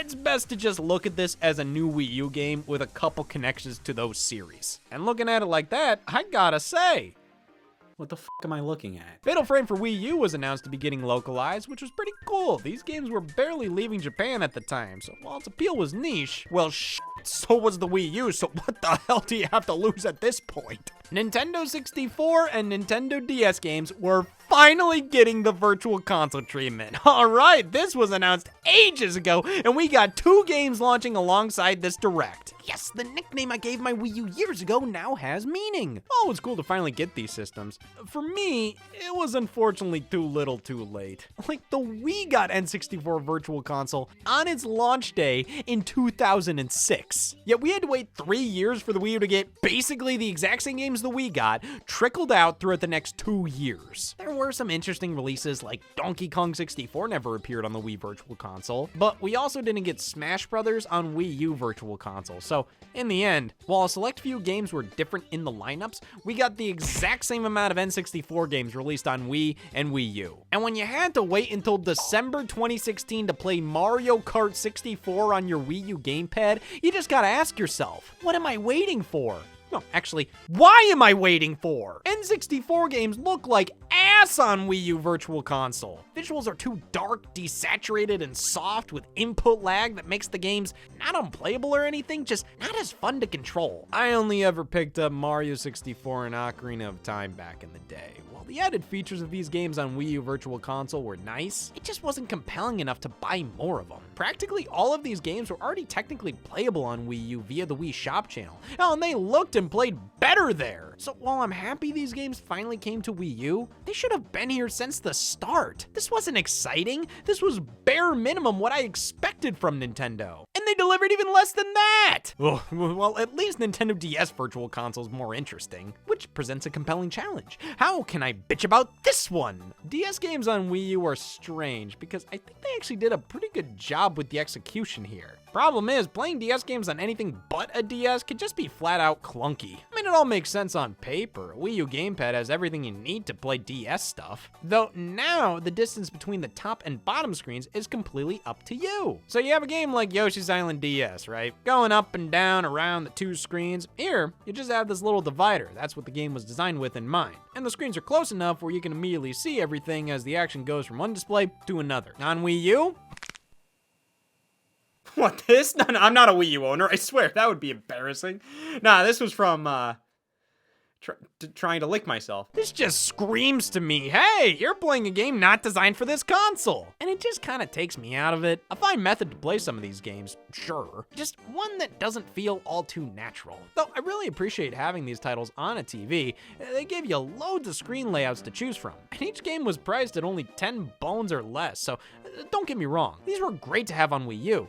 I'm just trying to figure out why I didn't give much of a shit about them. And I think there were loads of factors. Like I said, the timing of this just killed a lot of my interest. Like, if DS Virtual Console was a thing in 2013, like, damn, I could start a fire with how much I'd be rubbing my hands together. But at this point in time, why bother? They already announced their next console. It'd be stupid to invest more in this digital ecosystem financially and emotionally. I wasn't looking at this controller like super excited about what it could do anymore. Oh, but now you're actually taking advantage of it? And again, the release schedule here was so bad. Like, here in North America, there were fairly consistent releases from April to July 2015. Then nothing until February 2016, when they released Big Brain Academy. You don't put anything out on DS Virtual Console for 7 months, and you come back with Big Brain Academy? That's my pet name for it. And that was it for another 2 months. Like, hi Momentum, piss off! This Nintendo Direct wrapped things up by detailing the second wave of Mario Kart 8 DLC, alongside a free update bringing 200cc to the game, releasing later that month. While this new wave of tracks was more of the same high-quality stuff I came to expect from Mario Kart 8, I wasn't as invested here compared to Wave 1, which was probably just due to Mario Kart DLC being a brand new thing and they knocked it out of the park their first try. Now it's like, yeah, cool, new tracks, an excuse to play Mario Kart 8 again for a few weeks. And, you know, that's how I viewed this back then. The most compelling courses to me were the remakes from Mario Kart Super Circuit. Cheese Land and Ribbon Road received such massive makeovers, you might as well call them brand new tracks. But I found the headliner Animal Crossing track to be a bit underwhelming, and while the new F-Zero track Big Blue is fantastic, it is another F-Zero track, so it was inherently a bit less interesting for me to get that. Solid tracks all around, just something I simply went cool to, rather than 200cc, on the other hand, the way they announced this in that Nintendo Direct, like, this was the final announcement. Like some big-ass deal, and it's just a faster racing class. that I suck ass at. I really didn't get anything out of this edition, as 200cc was too much for me to handle. Constantly slamming into walls every single turn, I was gritting my teeth, feeling completely powerless, and guess what? I'm the issue. Damn it! I can totally see how this was a great addition for many, as it took every track in the game and completely changed how they play. Poorly. This was a bit too much for me, though with Mario Kart 8 Deluxe on the Switch, 200cc was definitely adjusted there, and I can handle that just fine. 200cc on Wii U? This is Scott for Not For Me. Well, that was all there to hold me over until the Wii U's next game release in late May. Yeah, these were all the retail games that released in the first half of 2015, not just all the Nintendo ones. I remember the days back at E3 2014 when I thought this was going to be the Wii U's best year yet. But hey, this is just the first half of 2015. There's always the second half. Dear God, I hope there's a third. So let's embrace the fact we got a new game this year at all. And thankfully, one that was actually hotly anticipated, which was surprising considering at the time, Nintendo was often criticized for its supposed aversion to introducing new franchises. My response to that? Nintendo is always pumping out new franchises. You just don't give a f*** about them. To be fair, I mean, what? Was I designed to give a f*** about Codename Steam? Many of the new IPs and original ideas Nintendo was introducing throughout the late 2000s, early 2010s didn't really feel like they were meant to birth new franchises. Rather, they were meant to be more so experimental one-and-dones or made to appeal to a very specific market. But the moment Splatoon was revealed, it was pretty apparent this was a new Nintendo IP, more in line with Mario and Zelda, rather than, don't make me say it. This was a game with a completely original idea and immediately endearing character designs with a vibe and aesthetic it could entirely call its own. The gameplay looked fun, engaging, addictive. This was everything I loved about Nintendo games, but in the form of something that thank fucking God wasn't Mario again. As much as I would take a 47th Mario over absolutely anything else, during this time, Nintendo was definitely relying on the old reliables a bit too much. Which, hey, the old reliables are why I'm a fan in the first place. But something brand new with that distinct Nintendo DNA, that was exciting. But it also showcases why we don't get new series like this all the time. Because Splatoon's success proves it's not that people don't want new IPs, they want good new IPs with original ideas, just something that's special. And something this special is incredibly hard to conjure up. You can't just force something like this out, which Nintendo and nearly every Wii U owner knew this. We got a dedicated Splatoon Direct this month, the Splatoon Global Test Fire released on the eShop, giving everybody chances to try the games online out, pre-order bonuses, amiibo, an entire Wii U console bundle. They didn't do any of this shit for Sing Party. This was a surprising amount of hype over an unproven franchise. This was a new Nintendo IP being treated like it was going to be the next big thing, and they were right to do so. Splatoon was an immediate success, selling nearly 5 million copies when all was said and done. How is that even possible? The Wii U sold like 7.5 units. I've always drawn a lot of parallels between this and Animal Crossing, both series that got their starts on ass-dog selling platforms, but were able to break through and become some of Nintendo's biggest franchises, while also, weirdly enough, being developed by the same team. This game may have been the reason we didn't get a traditional Animal Crossing entry on Wii U, but I think that was a worthy sacrifice to make. Splatoon's core gameplay is incredibly satisfying and addictive.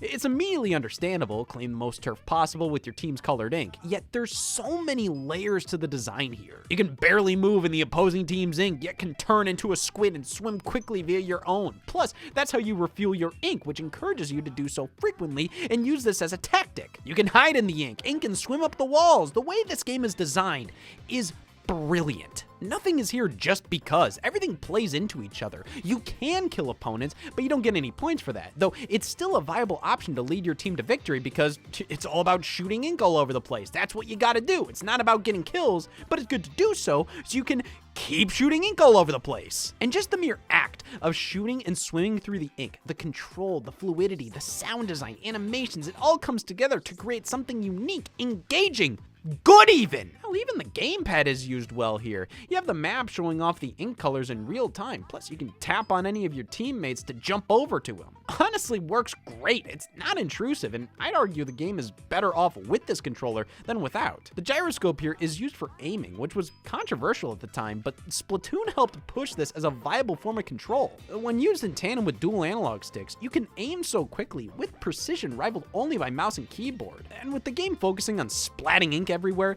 being able to make broad motions with the gamepad just feels right. This would be a nightmare using just analog sticks. And then you have the single player campaign, which, well, pretty damn short, interprets all of the unique mechanics and attributes of Splatoon in a completely different way from the multiplayer. The stages here flow a bit like Mario Galaxy, comprising of basically obstacle courses and other challenges to get through to then blast off to whatever comes next on the following floating platforms in the sky. Though, that doesn't mean this is just Mario Galaxy. Instead, I'd say it's just straight up classic Nintendo. These are such well-designed, fun levels. They do a perfect job teaching you the basics of Splatoon, while not feeling like just a tutorial. And now I wouldn't recommend this game just for the campaign, as, well, good, it's nothing crazy. The 30 or so levels you plow through are entertaining in the moment, but not all too memorable. The final boss is fantastic, but that's basically it.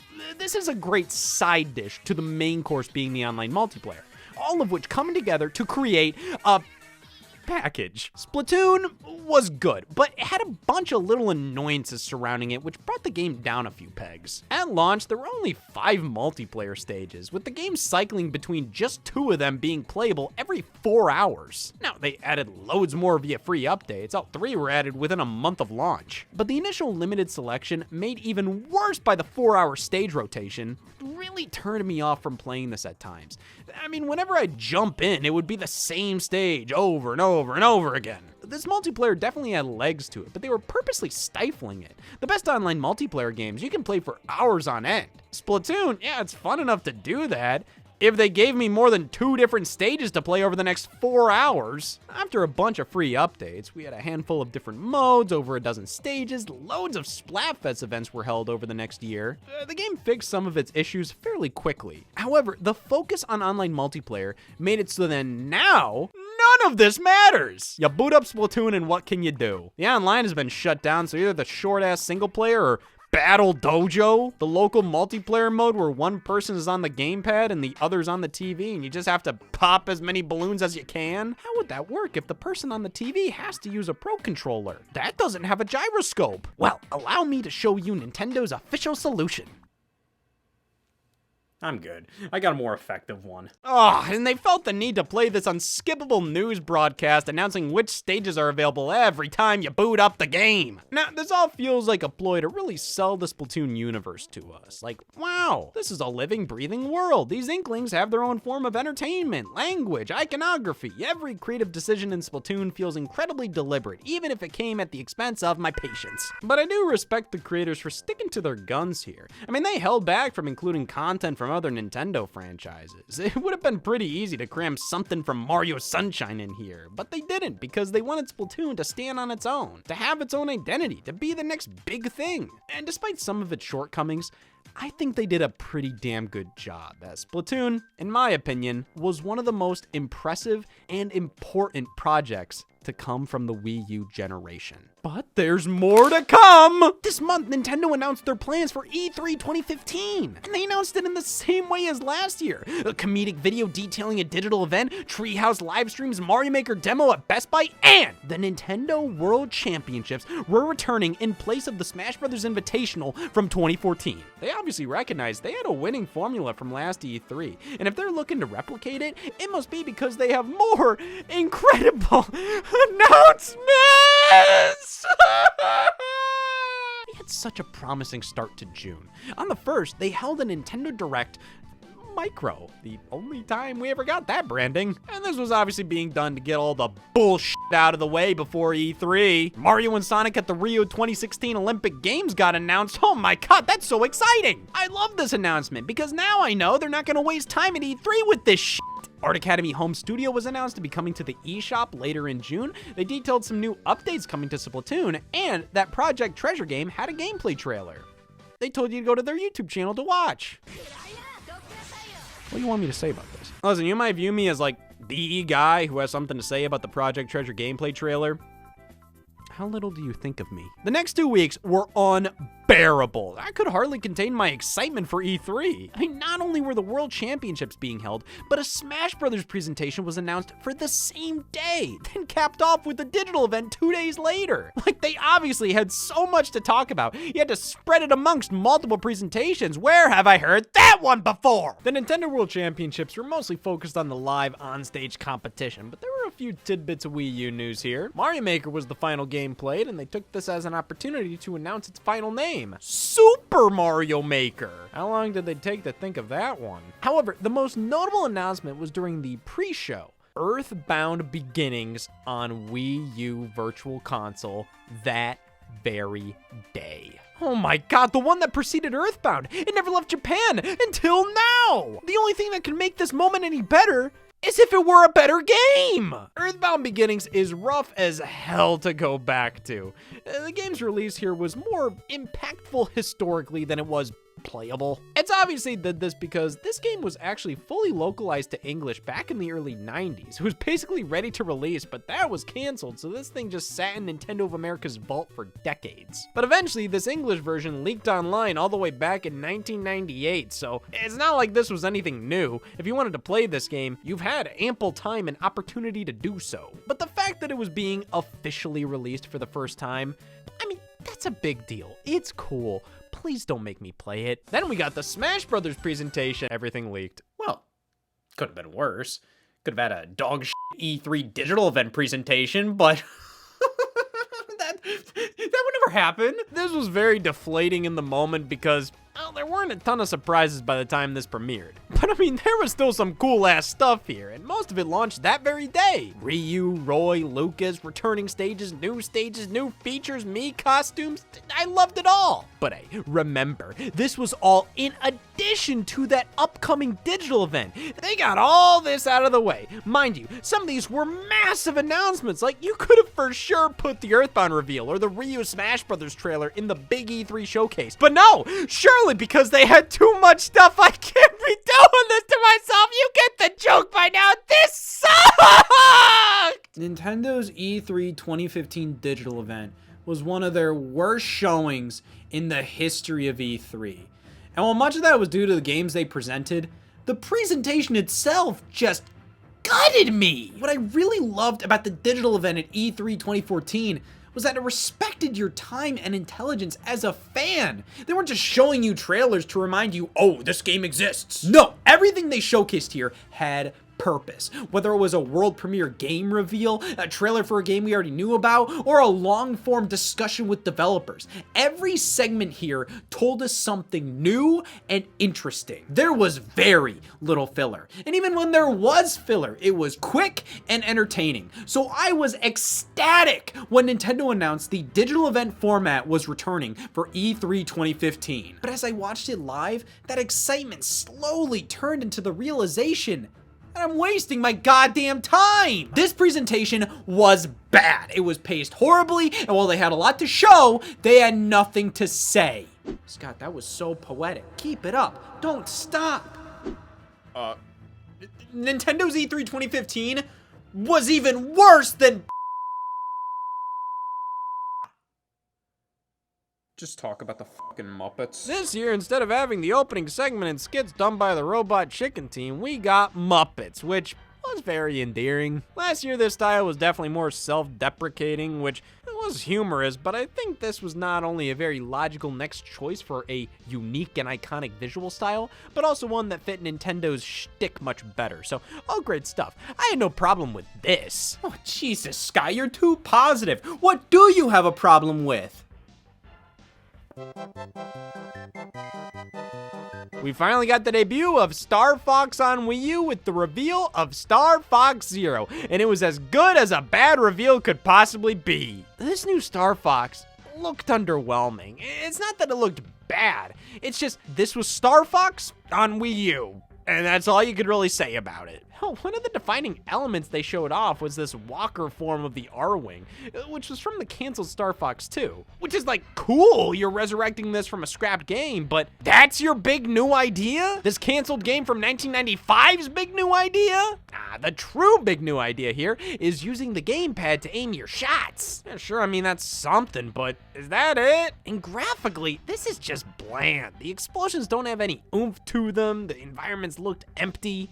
There just wasn't anything to chew on here. It looked like Star Fox, that's nice, but this left no impact. Reggie announces an exclusive collaboration with Skylander Superchargers, with Bowser and Donkey Kong appearing in the game with figures that double as amiibo. I mean, it makes sense. Amiibo were hot. Skylanders were at the top of their game. Well, I don't think this was the most appropriate venue to announce this. You know, I don't think many viewers tuning in were impressed by Skylander showing up. But even if you weren't interested in this, you gotta admit, this was a pretty big, unique, exclusive thing to show off for one of the most successful family games on the market. So, sure, I'll accept this. But remember, I'm a Wii U owner, so my bar for acceptance is...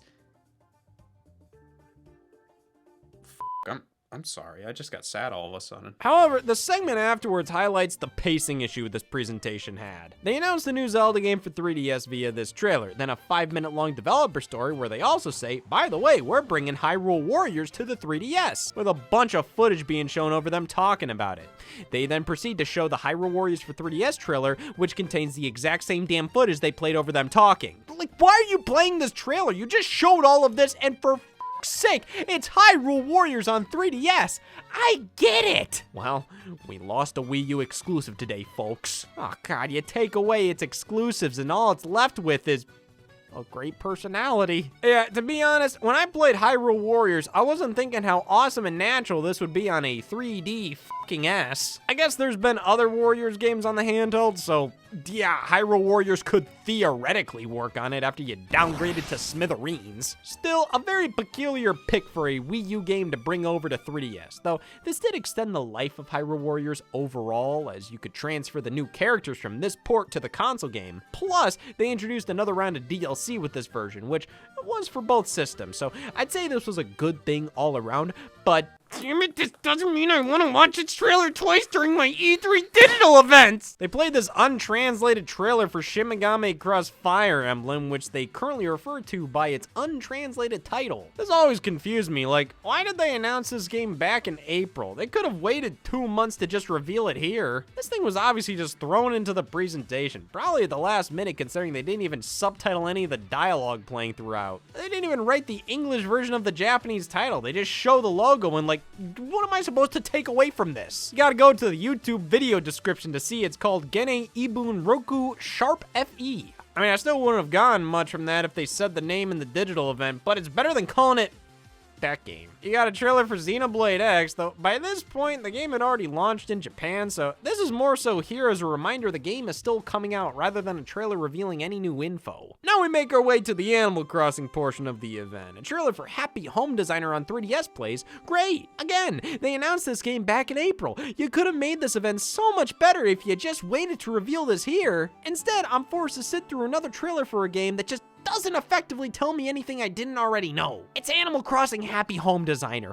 Good for you, Nintendo. But then, a world premiere. You fade to a Wii U gamepad as an Isabelle amiibo enters the frame. We then cut to the first footage ever of the brand new Animal Crossing.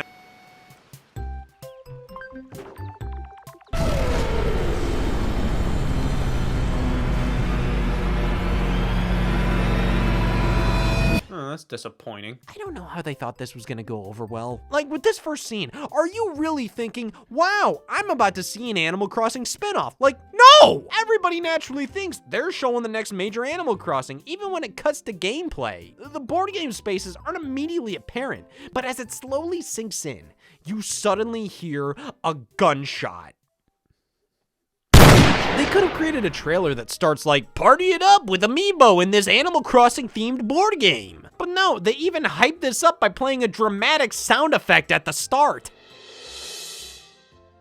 Go f yourself. The concept of an Animal Crossing party game is great. And you know, the Wii U really thrived in a local multiplayer setting, so I wasn't necessarily opposed to this. But this wasn't done to play into the strengths of the Wii U, or because this was a natural direction for Animal Crossing spin-offs to take. It was obviously done just to get, dear God, whatever Animal Crossing thing possible they could on the platform as an excuse to sell Amiibo. And on top of that, the game frankly looked dreadfully boring. And they were doing the Mario Party 10 thing again, where scan an Amiibo rolls your dice.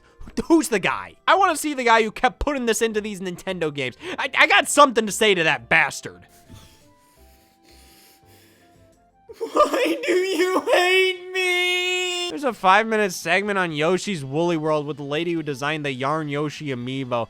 It's cute. It's cool to have her talk about the game and her experiences, but again, it's like the Xenoblade trailer. This game was going to launch in Europe and Japan that very next month. There wasn't anything new to be discussed here. It was just a reminder that the game existed, and I don't think anybody tuning into this presentation needed a 5-minute long reminder Yoshi's Woolly World existed if it didn't come alongside brand new info. All right, another new game announcement for Wii U. It's Mario Tennis Ultra Smash. That's kind of cool. These games are always a fun time. It looks nice. There's Mega Mushrooms now, and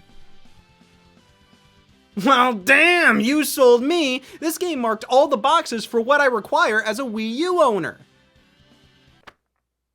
finally, we end on Super Mario Maker with Miyamoto and Tezuka primarily going through old design documents, which is really cool, but there's not really a ton we're learning about the game itself here. It has amiibo support, it comes with a booklet.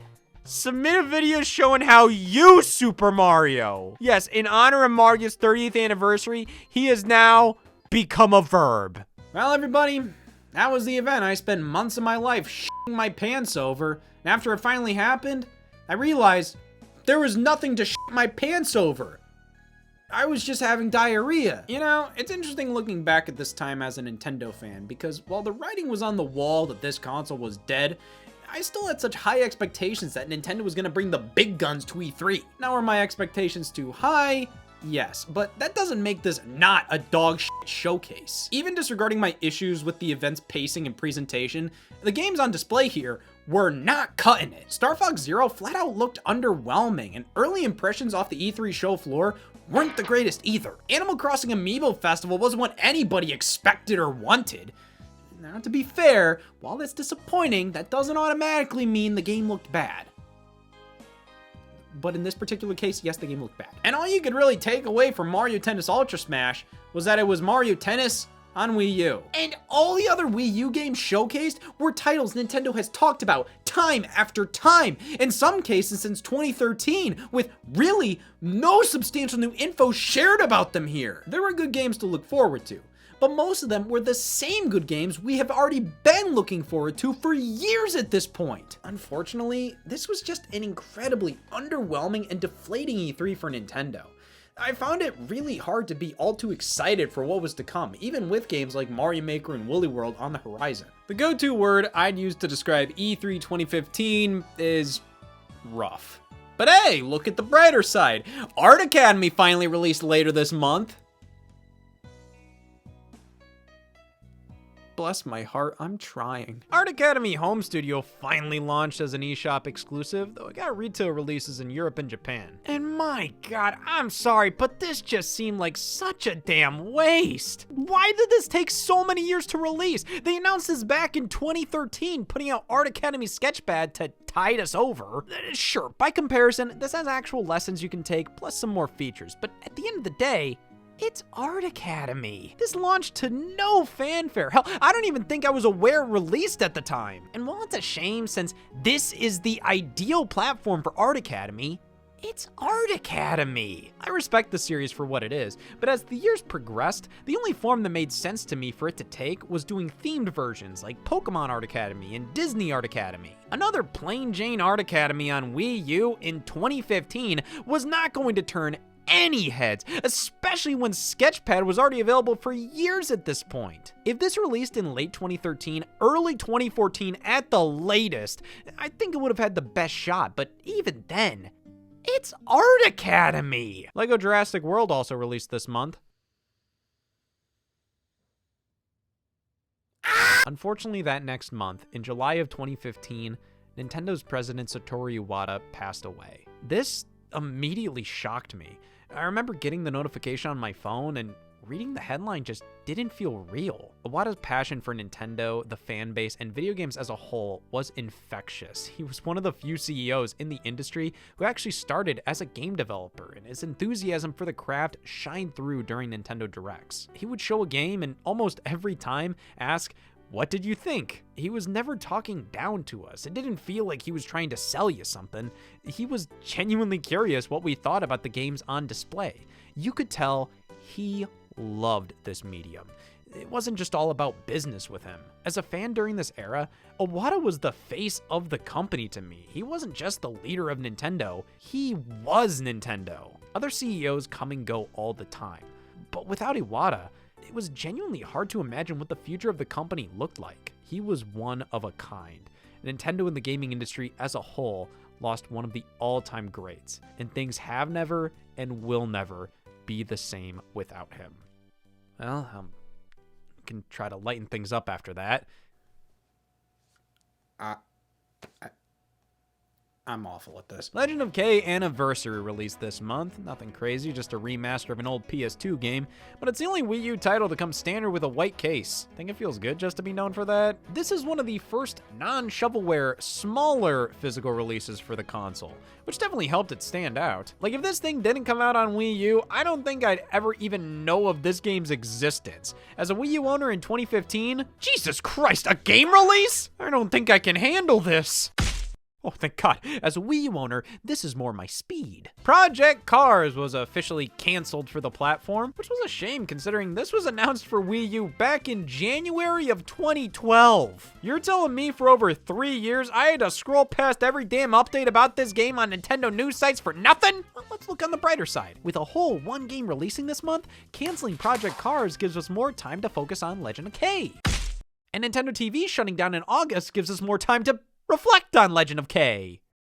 Devil's Third might not release in North America. There's only so much I can't give a shit about this! So this was an interesting situation to follow, as numerous reports were coming out on how Nintendo of America was no longer planning on publishing Devil's Third in the region. I mean, it was releasing that very next month everywhere else, and we hadn't heard anything about it over here. I wonder why. Due to the barrage of questions and North American Wii U owners crying out, "This is unjust! I would gladly buy Devil's Third with a gun to my head," they ended up tweeting out how they are excited to bring the game to Wii U. You can tell they're excited because they said they're excited. August was a bit more exciting with loads of news surrounding upcoming releases like Pokken Tournament. Yeah, this Japanese exclusive Pokemon Tekken mashup from the arcades was officially confirmed to be releasing worldwide on Wii U. If you don't count Pokemon Rumble U, which all good people don't, this was the Wii U's only major Pokemon thing, and well, I personally take this one game over the Wii's lineup of major Pokemon things, which says less about how decent Pokken Tournament looks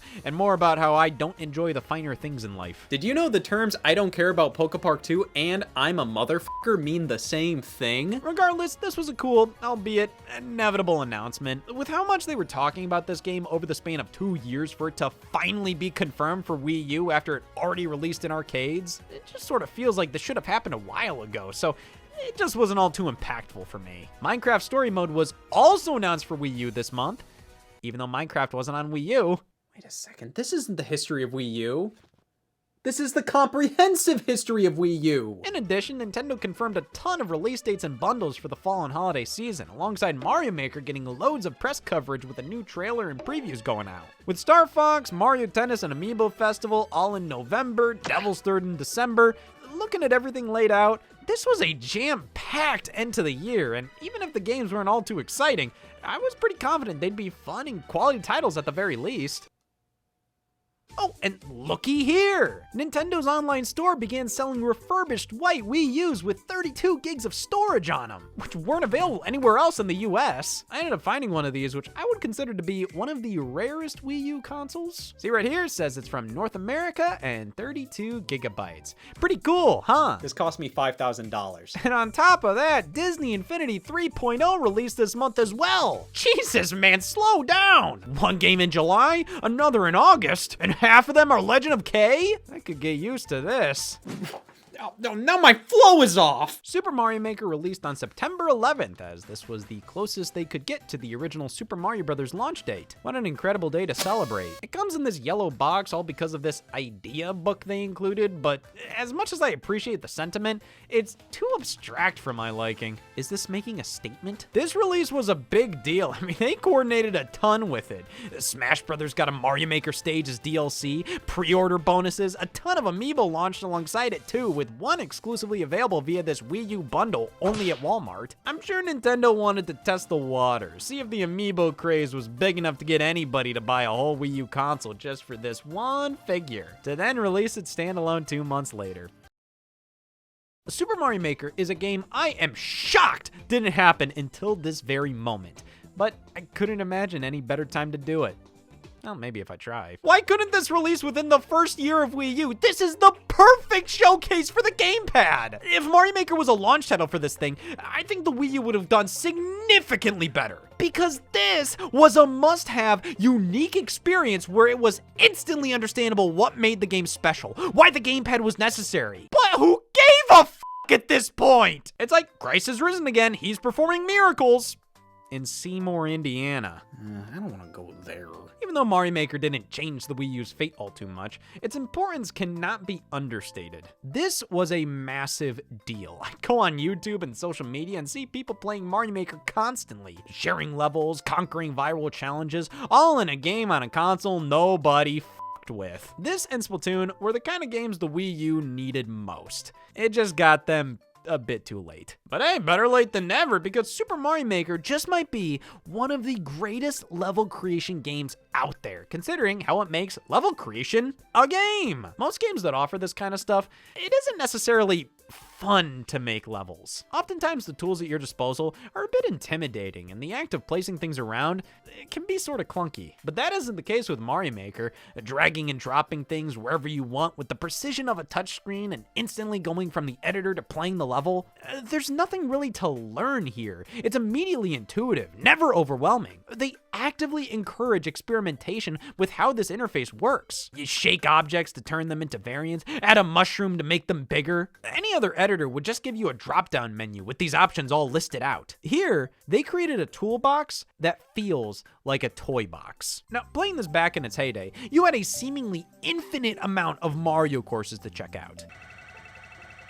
I never said that was a good thing. One of my biggest issues with Mario Maker was actually discovering good levels. I mean, I would see some crazy stuff on social media, stages on par with actual Mario games, sometimes even better. Then when I'd hop on and boot one up, definitely a double-edged sword having an endless supply of Mario levels. It's like, oh my god, anybody can make Mario levels. Oh my god, anybody can make Mario levels. But this wouldn't be as much of a problem if they incorporated better search tools and level curation. You could only search up a level by its specific ID code. You couldn't just type in a keyword or something. No, you had to know the exact level you wanted to play, making researching good stages on random websites mandatory, which I think is ridiculous. You couldn't just do this all within the game itself. Nintendo tried to rectify this issue with the Super Mario Maker bookmark website a few months after launch, making it so you could queue up a bunch of levels so you didn't have to spend so much time inputting codes one by one while playing. And while this did help things, it didn't solve the issue entirely. Finding good stages was unnecessarily cumbersome. I would try playing the 100 Mario Challenge, where they give you a random assortment of community-created courses to get through, and I would just get a bunch of stupid ones in a row. Sure, you could skip them if you wanted, but after a while, it would just wear me down, kind of making me ask, why am I even playing this? Super Mario Maker had all the ingredients to create a perfect product. It unfortunately fell short in a few areas, but overall, this was an immensely wonderful package, a dream video game, the definitive Wii U experience in my opinion. One that was better because it was on Wii U, and one that the Wii U was better because of it. I swear. Over the next year, Nintendo would push numerous free updates out for this game, adding highly requested features like checkpoints, key doors, and new costumes linked to these special courses to complete. It was cool to see Mario Maker get continuously worked on and supported, because keep in mind, when this was revealed at E3 2014, it was up in the air if you would even be able to share levels online. Like, Nintendo, especially in this era, you couldn't count on them to do anything you thought was a no-brainer. So to see these improvements, as a Nintendo fan, it felt good to be normal. I'm so happy.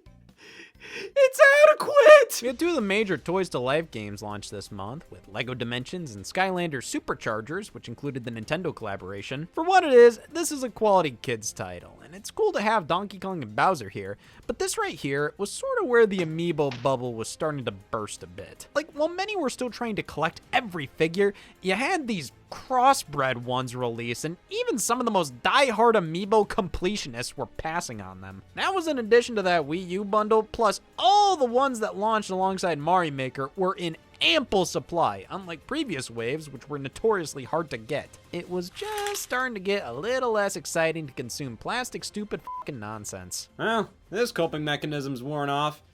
There's only one other way I'm gonna get through this. Another new Wii U bundle was announced this month, featuring Mario Kart 8 plus all the DLC included, which became the de facto version of the console from this point forward. Miyamoto casually stated during an interview that Pikmin 4 was close to completion. Oh, wow! Can't wait to play this on Wii U within the very next year. But the biggest news this month was that Star Fox Zero got delayed, just a month after they confirmed the November 20th release date. Miyamoto stated this was necessary to give the game the polish it deserves, and would now be launching in Q1 of 2016. After the lukewarm reception from E3, this was probably for the best, but from my perspective, well, this might be the heroin talking, but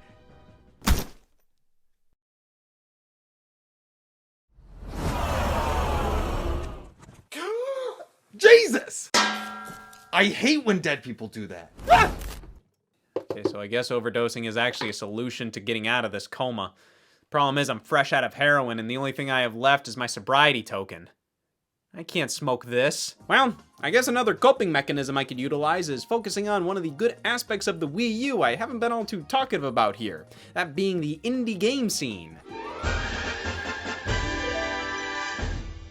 Now, the reason I haven't been mentioning indie releases all too much is I already went through damn near everything on both the Wii U and 3DS eShops throughout their entire lifespans, and there is a limit as to how many times I can talk about Spin the Bottle Bumpy's Party.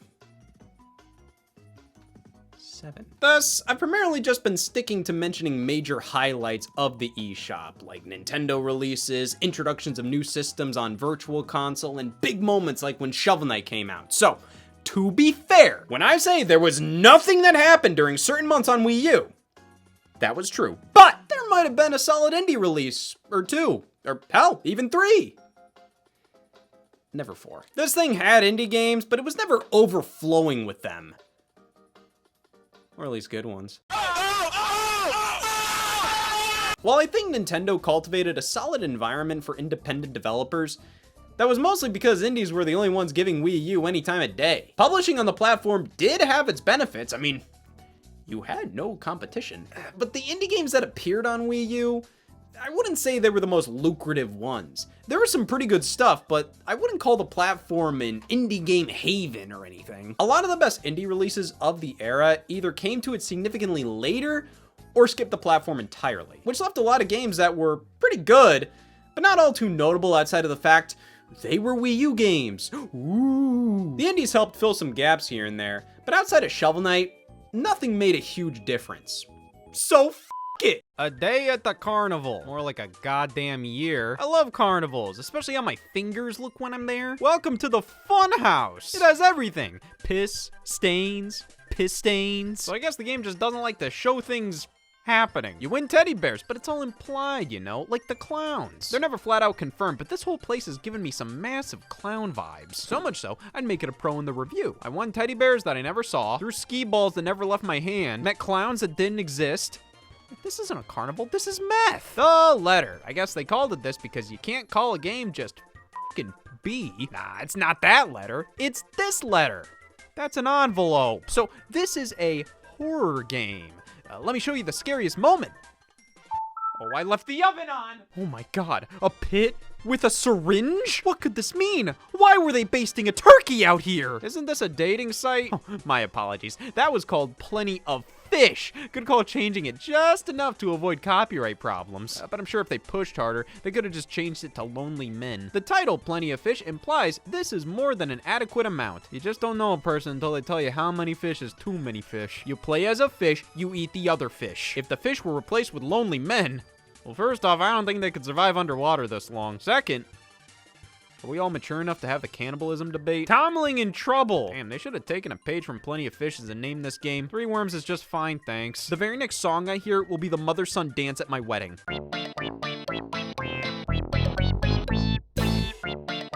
Thank God I'm not a mother and I have no son. At some point, Nintendo just let whatever slide. Anybody could publish anything on the Wii U eShop, from felons to even worse, 12-year-olds. By the end of its life, the Wii U eShop was filled to the brim with garbage. But hey, games are games, and the Wii U gets loads of them this way. No matter the cost. In October, we finally got Yoshi's Woolly World here in North America. I mean, not only have we been waiting since January 2013 when this got announced, but it launched in every other region months ago. I mean, it makes sense. Us Wii U owners in North America had a pretty jam-packed summer, Legend of K and all. All is also Legend of K. But I'm just happy we got this game at all, because this right here is a good video game.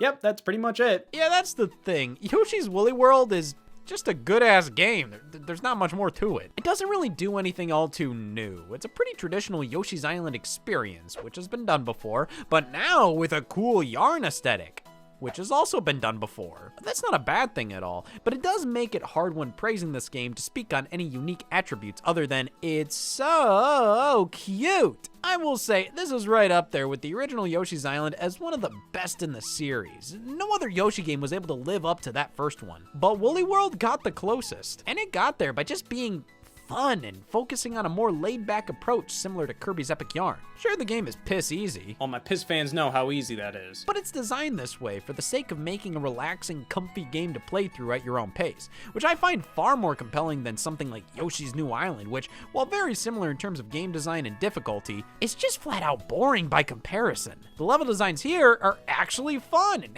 they introduce cute gimmicks that take advantage of the whole yarn thing, like these Velcro conveyor belts. There's just such a lively spirit present in every nook and cranny here.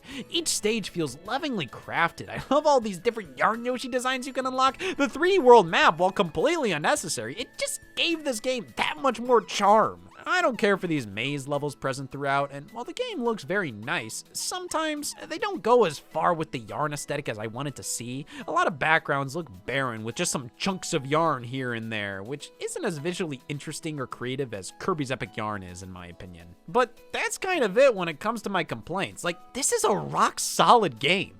They just didn't reinvent the wheel or do anything absolutely mind-blowing. But what they did do was make a damn good 2D platformer. And you know what isn't a damn good 2D platformer? Not only that, it's a bad Yoshi game too. Nintendo published Fatal Frame Maiden of Black Water just in time for Halloween as an eShop exclusive here with this funky fucking free to start model. Just a weird ass experiment to see if this would get more people to play the game. I mean, it's fundamentally just a mandatory free demo, then you have to pay full price after it's over to continue. Did this help the game perform better? Is the word yes the same as no? Hey, you know, we just do things different here in North America. Over in Europe, they got this cool physical collector set. We got an extremely spoopy trailer on YouTube. Cultural norms. Maiden of Black Water was never really my thing, but I've always appreciated it for being one of the most no shit Sherlock uses of the gamepad. They looked at this thing and said, that would be perfect for Fatal Frame, and they followed through with the joke. So many game franchises could have done really cool things with this controller, but most would opt for a basic map/inventory screen or just duplicate what's on the TV. But Fatal Frame took advantage of being on Wii U, and I gotta give it props for that. It's a shame I have nothing else to give it. Well, it turns out October was the biggest month for Wii U releases in 2015 thus far. Not only did we get a Just Dance game, we got Adventure Time, a Just Dance game, Legend of K 2 months ago, and Guitar Hero Live, which sort of fell in line with the Toys to Life games for me. Like, cool that it's here, but it's just another accessory-based release that came to everything else at the time. And it was obviously easy to bring to Wii U since the game is just based around real-life video footage, so this isn't like, wow, I am so grateful for this third-party Wii U support. It's more like, you had no excuse not to do this one, huh? Probably the most interesting third-party physical release this month was Gianna Sisters' Twisted Dreams Director's Cut, which was originally an eShop game from 2013, so this is another one of these Legend of K-ass tier releases. You know, Gianna Sisters was originally created as an attempt to put out a legally distinct clone of Super Mario Bros. For home computers back in the late 80s. An attempt. So to see Gianna Sisters on Wii U, physically no less, there's no getting around it. It's quirky, and that alone makes it the third best Wii U game to release this month.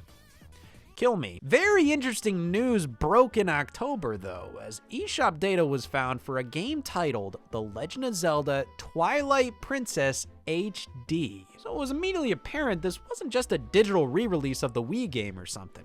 It seemed that Twilight Princess was gonna get the Wind Waker HD treatment, which was so exciting. Like, at the time, I thought Wind Waker HD was a miraculous upgrade. So if they could do the same thing with Twilight Princess, a game with a graphical style that definitely needed a tune-up, and turn it into something akin to that Zelda demo from E3 2011, this was exactly what the Wii U needed to make a comeback. To be fair, as a Wii U owner, you'd say that about damn near anything. Gas is cheap today. Now people will be able to drive over to Best Buy and buy more Wii U's! Updates on Mario Tennis and Amiibo Festival happened this month as well, which I was looking forward to. Sure, these games didn't present the best at E3, but I had a feeling next time we saw them, they would have so much more to show. And while these wouldn't be masterpieces or anything, I was positive they would turn out to be a couple of fun distractions at the very least. They're distracting me from happiness! November 2015, we got 2 Nintendo releases. Would have gotten 3 if they didn't value their quality control so much. Oh, wait! Within 1 week of each other, Nintendo released 2 of the worst games they've ever put out. Hey, happens to the best of us. God damn it, not again. I mean, what do you want me to say about these at this point? They're bad? F it, I might say they're good just to spice things up. You can tell these games were hastily thrown together within that very year. I mean, Amiibo Festival was just here to push a new line of Animal Crossing Amiibo. And Mario Tennis was here because it was probably one of the most low-risk projects they could have quickly made and released as a major retail game. And I guess they really needed something like this on Wii U that holiday. You know, something for everybody to enjoy.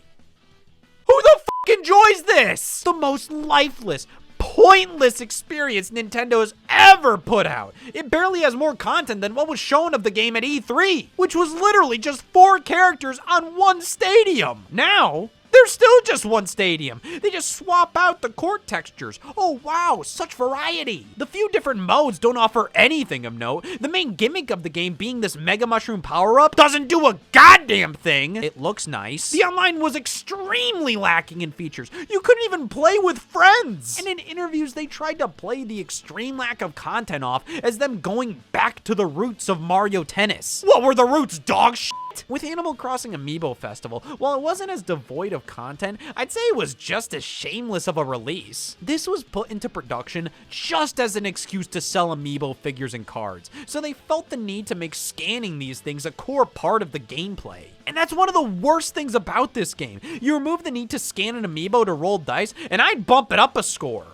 Wow. There aren't all bad ideas here. It's just the handful of bad ideas it has are so goddamn bad, they overpower any positive conversation you can have about this game. The board game mode could have been great if they incorporated mini games or changed the actual layout of the board for each of the months you play in. Or hell, if you're gonna force us to use Amiibo to play, why are the Amiibo figures required for this mode, but the Amiibo cards are required for all the others? And these other modes aren't anything special. Most of them have the depth and longevity of a standard Mario Party minigame, which, what a god-awful value proposition this is. $60 for a party game where, out the box, you can only play as 2 characters in the board game and 3 characters everywhere else. For as bad as Mario Party 10 was, hey, that was $50 without an amiibo. And while it was lacking in content, my lord, it wasn't this bad. If this was a free download, you just had to buy an Animal Crossing amiibo to play it,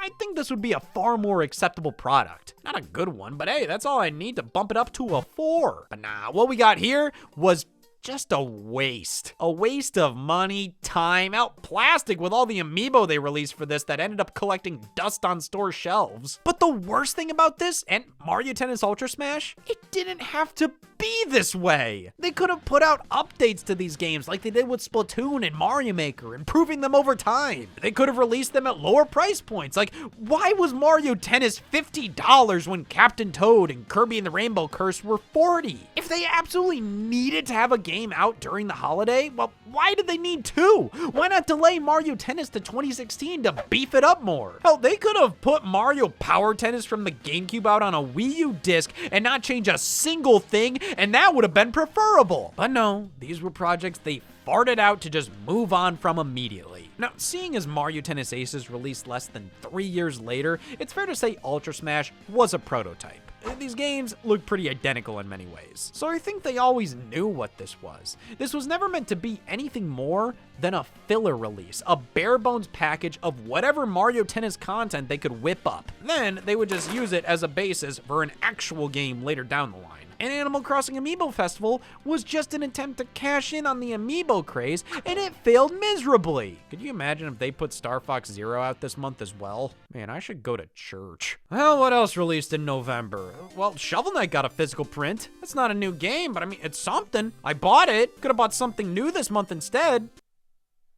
But I'm a coward. Yeah, this was a pretty bad month for games, but there is hope as we got a brand new third-party Nintendo exclusive, Rodea the Sky Soldier. This was a project worked on by Yuji Naka of Sonic the Hedgehog fame. It was originally announced as a Wii game, but quietly disappeared for years until it was re-announced for 3DS and Wii U, with this version actually containing the Wii version on a disc as a bonus. That is actually so cool. It's a shame the game isn't. Well, the Wii U version at least, it's a very sloppy HD conversion of the 3DS game, while the version on Wii was how the game was always meant to be played. It also looks and runs better than the Wii U version. How does that make sense? Well, this month was a bust. November was one of the most important months of the year to Nintendo fans. That's where we'd expect the big holiday release, their most impressive products, something everybody was into. But in 2015, they decided to try something new.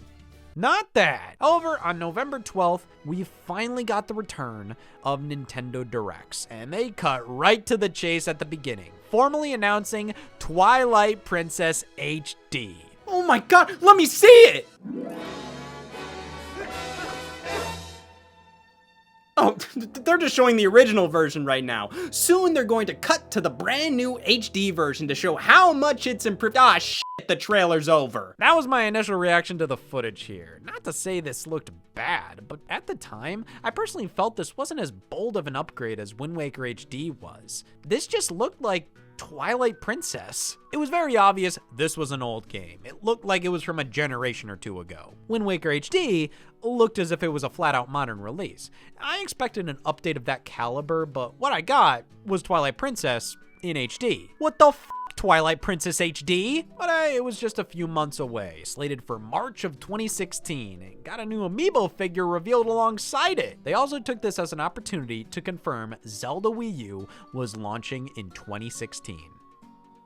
This was literally all we saw of this game in 2015. Some updates for Splatoon and Mario Maker, quick overviews on Amiibo Festival, Mario Tennis, and Xenoblade, all launching within the month, and detailing Nintendo's then upcoming holiday releases, like Devil's Third! This was literally the only time Nintendo featured Devil's Third in a Nintendo Direct. And a new Wii U bundle for Black Friday, featuring both Splatoon and Smash Bros. Pre-installed. We got new looks at Pokken Tournament and Star Fox Zero, a bunch of indie games coming to the eShop, and the presentation capped off with the announcement of Cloud from Final Fantasy VII joining Smash Bros. As a DLC character.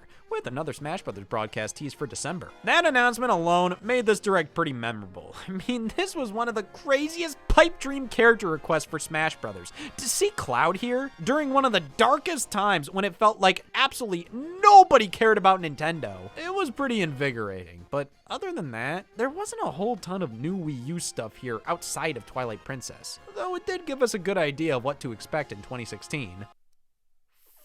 Finishing this year off in December, Xenoblade Chronicles X finally launched. I actually picked up this special edition on launch day. Came with an art book, art card, and this USB containing some music. Why did I do that? Was it because I was just too damn excited to play this? You're funny. Man, I was just into Wii U at the time. I mean, it was the underdog. Wanted to pick up any collector's thing I could get my hands on. Even if it was for a game in a genre you may as well rename to the Boogeyman.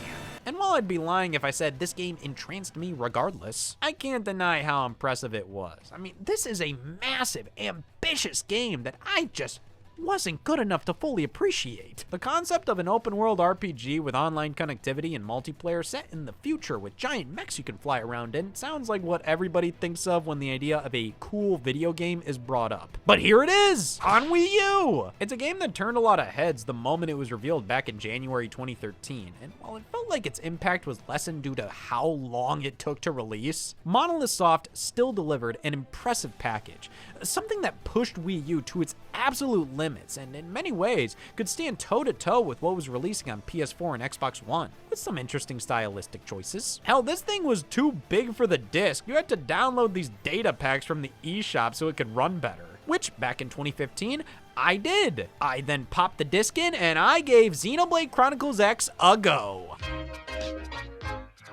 I'm considering this one a not for me, but maybe someday. If I end up devoting far more time to this, I can see it winning me over, but it'll happen when it'll happen, and it'll happen at this very not moment. But from what I've played, Xenoblade Chronicles X is great at what it is. It's one of the defining releases on Wii U, a game other console owners would look at and say, well, damn, that looks pretty cool. Unlike Nintendo published Devil's Third just 1 week later. Not that anybody would know. They barely released any physical copies to stores, no review copies to the press, practically didn't acknowledge this thing existed at all. Nintendo of America wanted nothing to do with this game. But because of fan demand, they conceded by doing less than the bare minimum. Instantly created far more buzz about the game, you gotta admit. I mean, hey, Nintendo only shipped 420 copies of this game. Oh man, I gotta have it! Well, they eventually restocked it on Amazon a few months later, which is how I got my copy. I was so excited to get such an elusive Wii U game into my collection.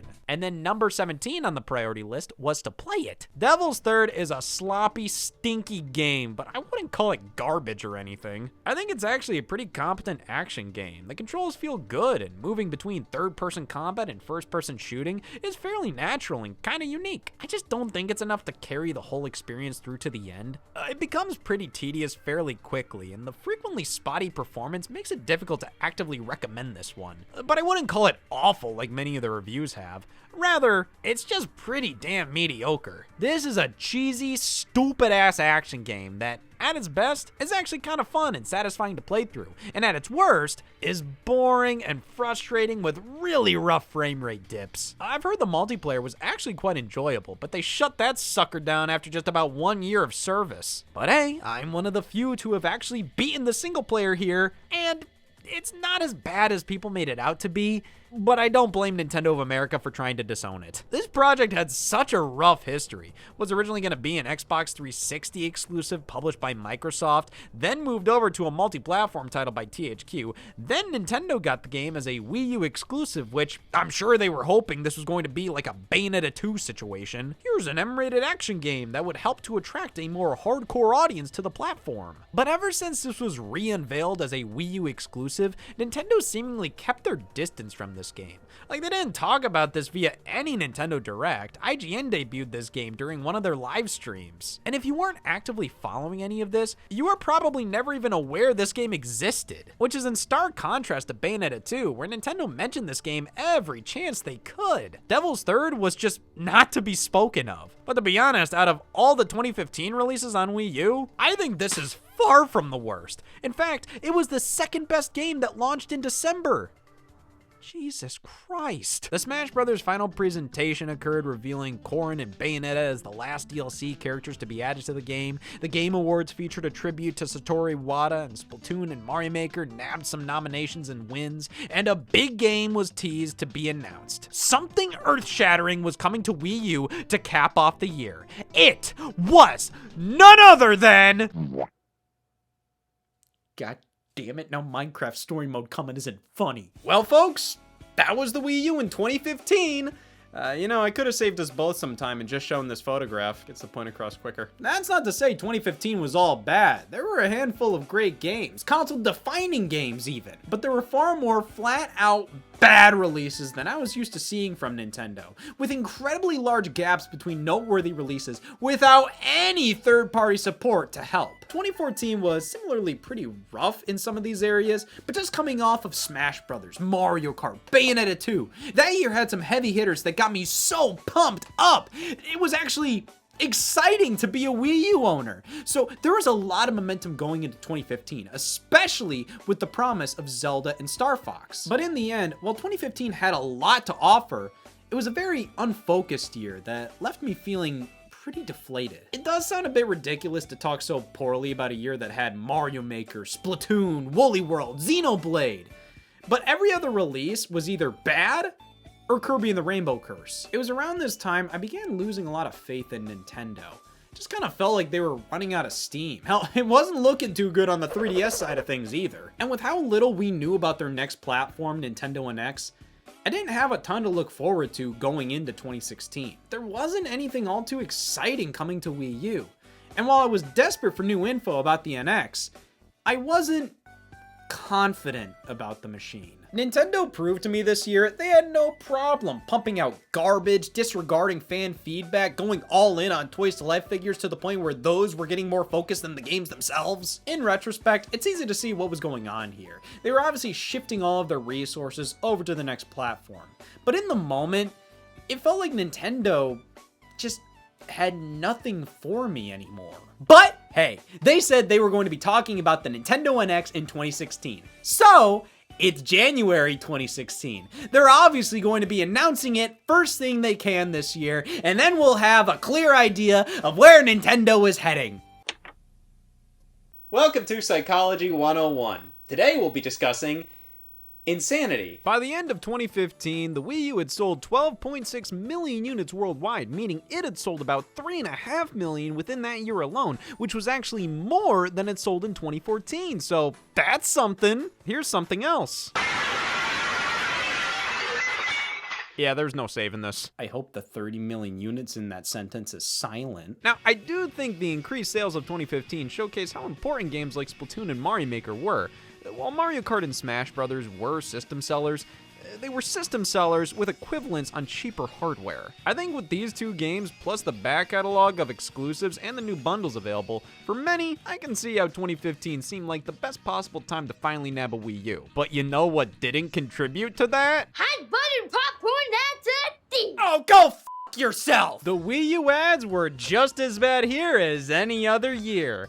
Hooray! I may hate Wii U ads, but I love the status quo more. Splatoon had these loud-ass commercials singing, "You're a kid now, you're a squid now, you're a kid, you're a squid, you're a kid, you're a squid, you're a kid now." This was one of their more successful ads just due to the absurdity of it all. Like, it was stupid yet sorta catchy, so it did its job, but I wouldn't call it a great ad that made Splatoon look amazing. Much like Yoshi's Woolly Worlds commercial. The guy is just saying all these things Yoshi can do in the game. Not even anything special or unique, it's just things that rhyme in the game. Down Yoshi, underground Yoshi, jump Yoshi, then pound Yoshi. Thank God they didn't chuck Yoshi and stuck Yoshi. Ending things off with the final blow. Woshi. It's a double Yoshi explosion. The holiday ad is the most generic one they've done yet. Ooh, Nintendo characters in the living room and the kids get a Wii U for Christmas. Like, what was the thought process on this one? It feels like something you'd think of in less than a minute. It's fine, I guess, but I'd say this is worse than these ones because, hey, at least these were memorable for how stupid they were. But it's not like that's a good thing. Listen, I don't have a problem with Nintendo marketing their games to younger audiences. I do have a problem with Nintendo marketing their games to younger audiences, acting like they're idiots. There's an overwhelming aroma of condescension here. Like they're talking down to the viewer going, do you like Yoshi? Then you'll love Yoshi's Woolly World. But at the same time, these commercials don't feel confident either. Watching them feels like Nintendo's panicking in real time, throwing random things from the game at you, praying something sticks. However, for as many marketing misses as they had back then, there would always be a diamond in the rough, and the Super Mario Maker commercials I thought were great. They're so grandiose. They perfectly conveyed that it's a big damn deal you can finally make your own Mario levels. I especially love this alternate ad with the dad coming in to give his son's level a try and he changes it to the original Mario 1 theme. It's like, that's the perfect way to showcase the game and its features. It appeals to nostalgia but doesn't depend on it. Why couldn't we get more ads like this? Well, because this ad wasn't extremely spoopy. 2016 started off with LEGO Marvel's Avengers releasing in January alongside, take a guess. You're right, nothing! They announced Wii Street U would end its service on March 31st. Google Maps for Wii U. It didn't last. Really? Big rumor on the street this month was a new Paper Mario was gonna be announced for Wii U this year. All right, that's something. Of course, the most recent Paper Mario being Sticker Star didn't leave the greatest impression for players, it being an awful game and all. It looked and sounded fantastic, and the game seemed to be fun enough when you started. But Sticker Star was a game with numerous cracks in its game design that became unavoidable. So with this being the latest example of Paper Mario, it made the idea of a new one on Wii U not a surefire slam dunk or anything. Rather, I am so fucking scared. February's only major release was a reprint of Bayonetta 2. Jesus Christ, that is miserable. This coincided with the launch of the Bayonetta DLC in Smash Brothers, so they removed Bayonetta 1 from the package and slashed the price in half, which, for a cool $30, this was an incredible deal, made even better by the fact the original release was damn expensive at this point. So thank you, Nintendo. My God, I'm thanking them for this. Let's all give a big thank you to Nintendo for making games, not war. More rumors this month. Apparently Nintendo's marketing budgets and 3DS lineup for the year were leaked here, alongside info on Zelda Wii U also coming to the NX. Many of the 3DS games listed were using their internal code names, but this actually ended up validating the rumor as Pokemon Sun and Moon's code name was listed before that game was even announced. So I guess it's settled. Nintendo NX will be releasing this year with Zelda Wii U as a launch title, which wasn't unprecedented. Same thing happened with Twilight Princess, so many fans were already speculating this was going to happen. Only one way to know for sure. We'll just have to wait and see the official reveal of the NX, which could happen any day now, which I've been saying every day for the first 2 months of 2016. Nintendo said they would talk about the NX in 2016, but why would they say that if it wasn't going to be early 2016? They wouldn't just string us along to end up revealing the thing in late 2016. I mean, come on, this is Nintendo we're talking here. We kicked off March with The Legend of Zelda Twilight Princess HD. Came with the Wolf Link amiibo and this soundtrack if you pre-ordered. Thank God they gave me a reason to buy this. Oh, and it came with some stupid ass disc too. Alright, Twilight Princess HD was in a bit of a tough situation. Firstly, you could already play the Wii version of the game on Wii U via backwards compatibility, so that already took some of the steam out of this one for me. Even if the Wii game doesn't look as good or you don't like the motion controls, it doesn't change the fact you could already play Twilight Princess on Wii U. Which doesn't mean it didn't deserve a remaster for the console, but it did raise my expectations for one. If you're gonna choose to re-release this game instead of all these other GameCube games you couldn't already play on Wii U, you better have a damn good reason. And I was hoping that reason was they were to give it an intense graphical facelift. Did that happen? Did that happen? Am I going to say no? Yes. Nope. Don't get me wrong, Twilight Princess HD is a good remaster. They really polished things up. Everything is so much sharper. The texture work has been completely redone in many instances. The lighting can oftentimes look breathtaking. This is the best Twilight Princess has ever looked. But it's still Twilight Princess. A game with a far more realistic and gritty art direction and style than any other Zelda, especially Wind Waker, which doesn't make it worse. Like, the art in Twilight Princess is absolutely gorgeous. However, it shows its age far more than the Wind Waker. Hell, that original GameCube version could still pass off as a modern release at times. You didn't even need an HD upgrade for this to look good. But see, at the time, I didn't realize that. I thought Wind Waker HD was a miracle, an improvement in every way, the pinnacle of what a remaster could be, with Twilight Princess HD looking quite lazy by comparison. But nowadays, I've realized they actually didn't do as much to Wind Waker HD as it seemed. And in some instances, I think they overdid it with the new lighting, losing a lot of the original's artistic intent. While Twilight Princess HD, it's become far more apparent to me how much more work went into this remaster. Comparing it to the original, the upgrades are much more drastic than Wind Waker, with significant texture upgrades. Though they didn't really update any of the 3D models, which look a bit too polygonal by modern standards, and that undermines this remaster's visual improvements so much. You could give this the craziest upgrades possible, but it wouldn't change the fact these characters will always look like they're from a GameCube game if you don't update the models. So, yeah, Wind Waker HD looks better. But they didn't put as much work into that remaster. Visually, it's more or less the exact same game, now in widescreen with a different lighting system. Twilight Princess HD had much more effort put into it, and while it seemed like a lesser remaster at the time, nowadays, I can confidently say it isn't, and that extends to the new features and additions too. The Amiiverse stamps are new collectibles, the Wolf-Link amiibo unlocks the new Cave of Shadows dungeon, other amiibo are compatible too, with a few unnecessarily long elements of the original game trimmed down here, and many of the enhancements from Wind Waker HD returning as well, like the gamepad features and hero mode. There's definitely enough here to consider this the definitive version of Twilight Princess, though I don't think any of the improvements here are substantial enough to make a huge difference. Like the changes made to Wind Waker HD, while not as flashy as a new dungeon, they made a much bigger impact. The Swift Sale solved a genuine problem many had with the original on GameCube. And there just isn't really anything like that here. Yeah, there are improvements, but nothing's a game changer. Twilight Princess HD is still Twilight Princess, but hey, you know, I don't think that's a bad thing because I really like Twilight Princess. In many ways, I prefer it to Wind Waker.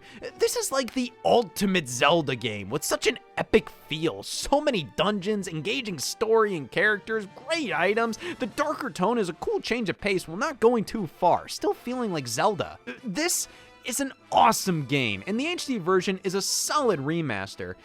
It just isn't a very exciting one. But if you were in the market for a game that was a bit more inherently interesting, just 2 weeks later, Nintendo put out Pokken Tournament. Oh wow, we're eating good this month. A 10-year-old game now with Miiverse stamps included and something I care about even less than that? This is a game I never had strong feelings for one way or another. I'm not all too deep into the technical side of fighters, and I'm also not a Pokemon guy, so when I play this, I don't dislike it or anything, but I'm also not all too interested in continuing to play it. All I'm thinking is, yeah, this is cool, I'm happy this exists, just not really my thing.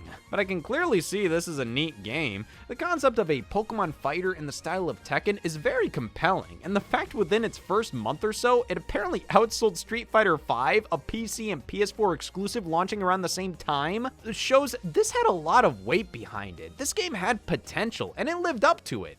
At least for a little bit. It never felt like Pokken retained a super consistent following over the years, which is a shame, but I mean, is it really that surprising? This is the kind of game that is sold to you on the premise alone, a 3D Pokemon arena fighter, and while it does that premise well, I don't find it to be unique or addicting enough to really stick with ya. I've heard many say it's too simple for fighting game fans, yet too complicated for casual players, so I find it was in a bit of a tricky spot to grow much past the initial sales boom. But hey, it was a quality game, and sometimes that's all that really matters.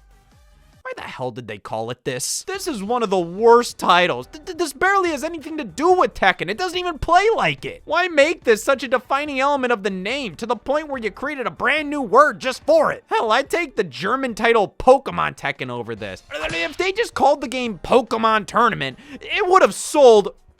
Who am I kidding? It was a Wii U game. Could have called it this, would have sold the same. This Pokken Tournament Fight Pad was released alongside the game, which mimics the original arcade controller setup, which is neat, but this fundamentally is not much different from a standard controller. It's not unique like an arcade fight stick or something, and it only works with Pokken Tournament. Can't even use it on the Wii U's menu. Well, that's 1 point for the Wii U gamepad. But then this gets the not a Wii U gamepad point, so pick your poison. Nintendo brought back the Nintendo Selects line this month.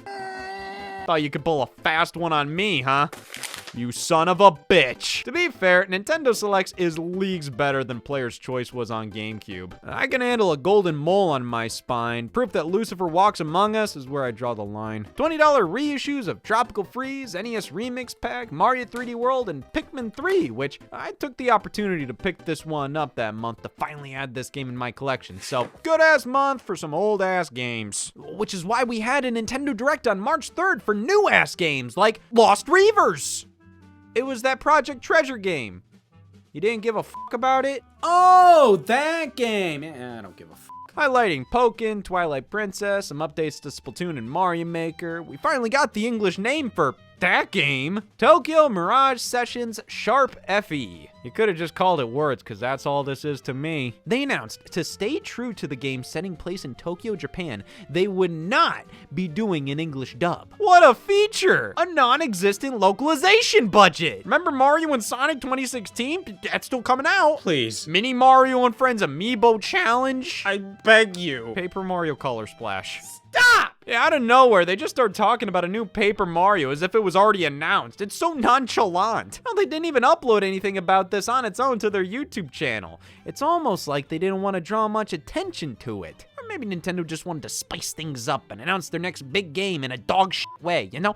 Try something new. This reveal was very conflicting because on one hand, it looked absolutely gorgeous. Like, this was taking full advantage of the Wii U hardware. It's how I always dreamed of Paper Mario looking in HD. They nailed the visuals. However, there was no getting around it. This was a direct follow-up to Sticker Star on the 3DS. All the same mechanics and gimmicks were here, and it just seemed like they learned nothing from that game being bad. But hey, at least Star Fox Zero is finally releasing next month, and they announced that Project Guard was now titled Star Fox Guard, with the two games being bundled together. Oh boy, I hope Star Fox Zero doesn't turn out to be Star Fox Zero.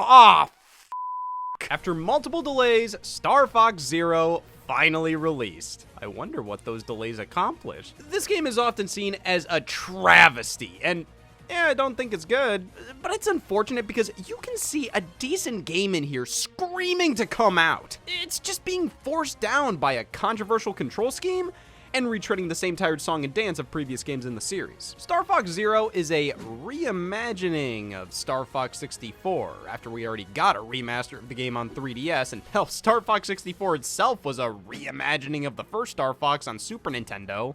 These are animals in space! You can go anywhere with that concept. Why is this the only thing you can think of? What, did Star Fox Command scare them off? They covered mammal divorce. On its own, Star Fox Zero isn't bad for doing this. It's just painfully boring. So naturally, they have this right here new gimmick to inject some personality into the experience. And the personality they gave this was asshole. While the TV screen shows traditional Star Fox gameplay, the gamepad gives you a cockpit view where aiming is accurate. Oh boy, that's my favorite type of aiming. Yeah, you can't just play this exclusively on the TV because your reticle doesn't work up there. To actually aim your shots, you have to look down here, but to actually maneuver around the environments, you have to look up here. Now, what's the benefit to this? It weeds out the weak. Hey, some people love these controls. My name isn't some people, you jerk. They never clicked with me. It's hard for me to see the value in this control setup when they're solving a problem they created in the first place. Aiming and shooting worked perfectly fine in previous Star Fox games. Then we get this, and what the hell is going on? I'm shooting at the thing and it keeps missing. Oh, I have to look down here to actually aim? What is improved by doing this? This is accomplishing what Star Fox 64 did, just with more steps involved. Sure, we can aim independently of where we're moving now. We can look up, down, to the sides, which does introduce some unique situations, but that's all these are to me. Some unique situations, nothing that fundamentally changes Star Fox for the better. Regardless of any benefits this setup brings, I get nothing out of this other than frustration and a doctor's note. I focus on the bottom screen, I crash into junk on the top. I focus on the top, I can't aim correctly, and splitting your attention across both is easier said than done. Man, if only they could combine the two screens into just one. If only. Well, I will admit, the controls do help Star Fox Zero stand out, but unfortunately, I think they're really the only thing of note with this game. Everything else, I mean, it's Star Fox, but that's all there is to it. It's not doing anything unique here. Using the same formula from Star Fox 64 works, it's just so damn uninteresting. Graphically, it looks like a GameCube game in high definition, which isn't necessarily bad, but damn is it underwhelming. And even then, look at Star Fox Assault on GameCube. The environments look so much livelier, fleshed out. It frankly feels bigger than Zero in almost every way. Hell, they had a fully orchestrated soundtrack. They had a big focus on multiplayer with all these different maps and modes. Star Fox Zero has none of this. It claims to have multiplayer, but all it does is give you the option to play the game in co-op with one person controlling the ship and the other aiming. This is the equivalent to Mario Galaxy having multiplayer, which just amounts to the second player controlling a cursor on screen. It's something. As a game, I find no reason to really play this over Star Fox 64 other than to experience the unique controls, which I hate. So you take away the controls, this game is basically worthless. But with the controls, it sucks ass. It can't win. Like I said, I know there's a good game in here, but to get to it, you really have to commit to learning these controls, and no matter how much I tried, I just could not find them intuitive. But even if I did, the good game I'd get if I'd commit myself to this isn't anything all too worthwhile. It's just generic-ass Star Fox stuff I've seen plenty before. Why should I spend so much time trying to master these controls for a game that's 3 hours long and completely derivative of Star Fox 64? But I could just play that game instead. Nothing Star Fox Zero presents to me is compelling enough to put up with its nonsense. Now, I don't think it's a bad game. It's more so a misfire. A misguided project solely created to just use the gamepad. And bless its heart, it did that. But at this point in the Wii U's life, using the gamepad, I mean, what was that accomplishing? Why showcase the value of a dying dead man? Well, in retrospect, I can tell this was more of a passion project than anything. Miyamoto was front and center talking about this game any chance he got. He was all about this from the very start at E3 2014, where this prototype was revealed alongside Project Guard and Giant Robot, all projects aiming to utilize the gamepad in unique ways. This game and its controls were an experiment, not for Star Fox, but just to fart around with this thing. Kinda like how Donkey Kong Jungle Beat on GameCube used the DK bongos. Like, is this the best way to control a platformer? No. But they did it, and it's unique, so you gotta hand it to them. And looking at this game from that perspective, I've definitely become much softer on it in recent years. Being yet another retread of 64 is lame, but at this point, it's pretty inoffensive, honestly, especially with the quirky-ass controls. It means you can skip it and not miss anything. I find this to be an interesting piece of the Wii U's legacy. It's probably one of the most gamepad-dependent games, for better or worse. So when revisiting the console, I'd honestly recommend trying it out, just for the sake of actually seeing something take advantage of the controller. But that's all Star Fox Zero is to me. Nothing more than a novelty, and not one I particularly liked. When this released, it bumped me out so hard, especially after a string of poor quality games. Twilight Princess HD felt lackluster at the time. Pokken wasn't my thing. Nothing on the horizon looked good. This was sort of the final straw. Star Fox Zero made me lose hope in Nintendo. Oh, wait! Nintendo's back, bitches! Included with the purchase of Star Fox Zero, you got the bonus game, Star Fox Guard, coming in its very own case and everything. They must have done this as a marketing tactic, just to make the package as a whole more interesting. Yeah, awesome conversation starter. So you're a fool. This is a tower defense game where you swap between different security cameras on the gamepad. It's a very simple concept, but I'd say it's an effective use of the two screens. Far more intuitive than what Zero did. But it's not nearly as exciting as that game. While there's a decent amount of stages here, the concept doesn't really hold my attention for more than 10 minutes. And all I'm thinking while playing is, this is an example of how the Wii U gamepad can be used. Guard's origins as a tech demo are just so painfully apparent, it's really hard to consider it as anything but. I would have preferred this as a selectable mode via Star Fox Zero's main menu. Like, neither of these are incredibly engrossing experiences I could play for hours on end. Hopping out of Zero to dabble in Guard for a bit via the menu would have encouraged me to play it more. But as its own disc, you're telling me I gotta get up to put it in? I'm never looking at my game lineup thinking, it's a Star Fox Guard kind of night. Well, actually, now it is. For some reason, they made the white spine here discolored like it came from a smoker's house. if there's ever a reason to get started. Now I gotta match all my other Wii U games to Star Fox Guard. These two games just didn't do it for me, but that's okay, because I'm excited for my despair. This month, Nintendo announced Zelda was delayed yet again to 2017, along with the NX set to launch in March. But at least the NX was formally announced to be getting a port of Zelda Wii U. However, they would not be announcing any details about the console at this year's E3, which would solely focus on Zelda with no other playable games being shown. Hey, look at the brighter side. Someday, I'll be dead. This was devastating, not only because Zelda got delayed again, but the fact E3 was to be solely focused on it meant there was nothing left in the tank for Wii U, and with no NX there as well, like, what was there to look forward to? Zelda's cool and all, but was it going to be cool enough to be the only game at the event you normally bring a dozen games to every single year? And we've been expecting a formal NX announcement every day of 2016 so far. So you're telling me by nearly May, we're now finally being told it's not happening in June. Like, if it's not happening at E3, when the hell else would you announce it? These were dark times to be a Nintendo fan, because what was there to be a fan of? Oh, joy! Moving into May, nothing released. Oh, joy! But the Super Mario Mashup Pack for Minecraft Wii U Edition was revealed and launched this month. That's pretty cool. One of the most no-brainer things that had the potential to not happen due to Nintendo being so comfortable in their own skin. This pack has so much to it. You could make an argument this was your big Nintendo game release for May. You could also make the argument that was real damn sad what I just said. But just you wait till next month. And they say the Wii U has no games.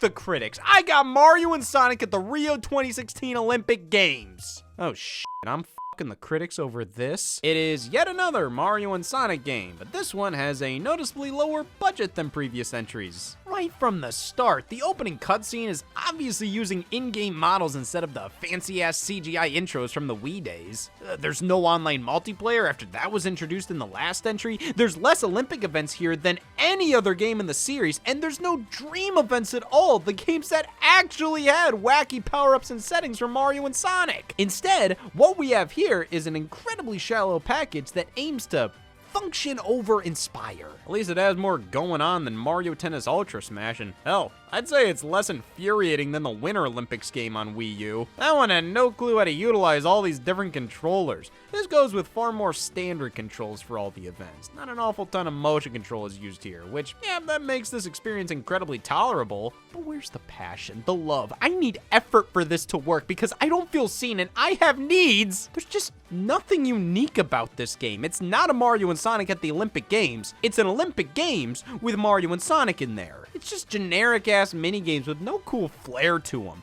With the Rio Olympics scheduled for this year, they obviously had a deadline to get this game out by and didn't want to put too much effort in considering the state of the Wii U at the time, so this is what we ended up with. But credit where credit's due. It's not like this was completely cobbled together. The game looks alright, the soundtrack is stellar, they created this hub world, plus a bunch of unlockable trinkets which aren't all too compelling, but hey, it's something. While it's boring as sin, it's not as offensively lacking in content as Ultra Smash. But much like that game, this was bad, and it was squirted out for the sake of squirting something out. Incredibly weak release that really left no impact. Like, I remember barely anybody was talking about this game in 2016. Didn't get many reviews. Nintendo themselves didn't acknowledge it all too much.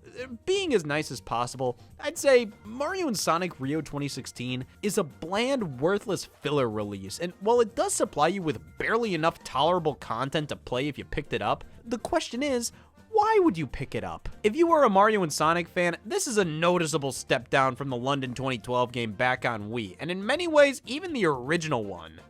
Now, if I was being as mean as possible...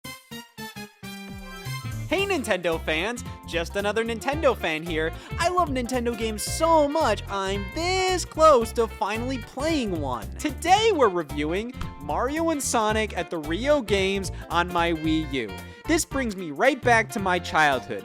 Memories of playing Super Mario Bros. On my Nintendo 64 rush back as I see my favorite characters pop up, like the Bone Bowser and Styx. If you're a Mario fan, you'll love this game. There's plenty of Mario to go around and so many Easter eggs to spot. Hey, look at that. Leave a comment if you recognize what that is. Super Mario fans, unite! A huge shout out to Nintendo for sending me a copy for a review.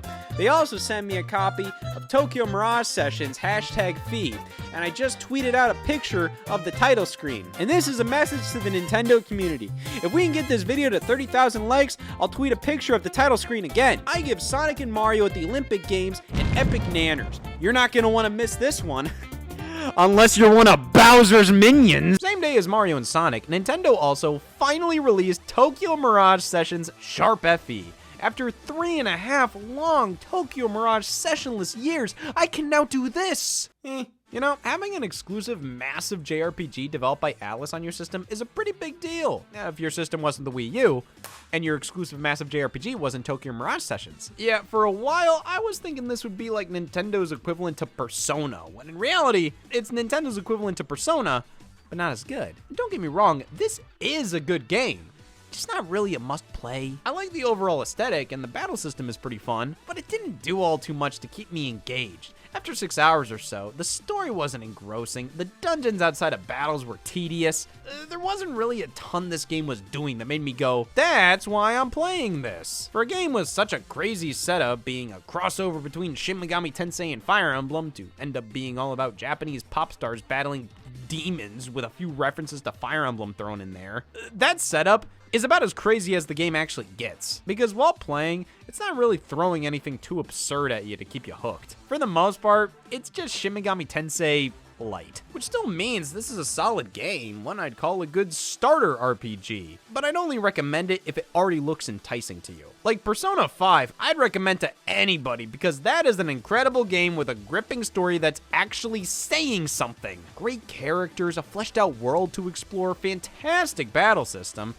Even if you aren't an RPG guy, I've been talking to Amir this whole time. You will still, at the very least, like this. Tokyo Mirage Sessions, it's good for what it is, but it doesn't do anything incredible. You're not really missing much by skipping this, but if you do play it, I don't think you'd regret it. But I doubt it would become one of your all-time favorites. After playing for a few hours, I thought, this is fine, and that was good enough for me. But Tokyo Mirage Sessions will live on in my heart for a few reasons. The use of the gamepad as a smartphone was genuinely brilliant, and on launch day in June of 2016, I bought this instead of Mario and Sonic because I wanted to support legitimately good games on Wii U. And this definitely was more likely to become obscenely expensive and rare someday.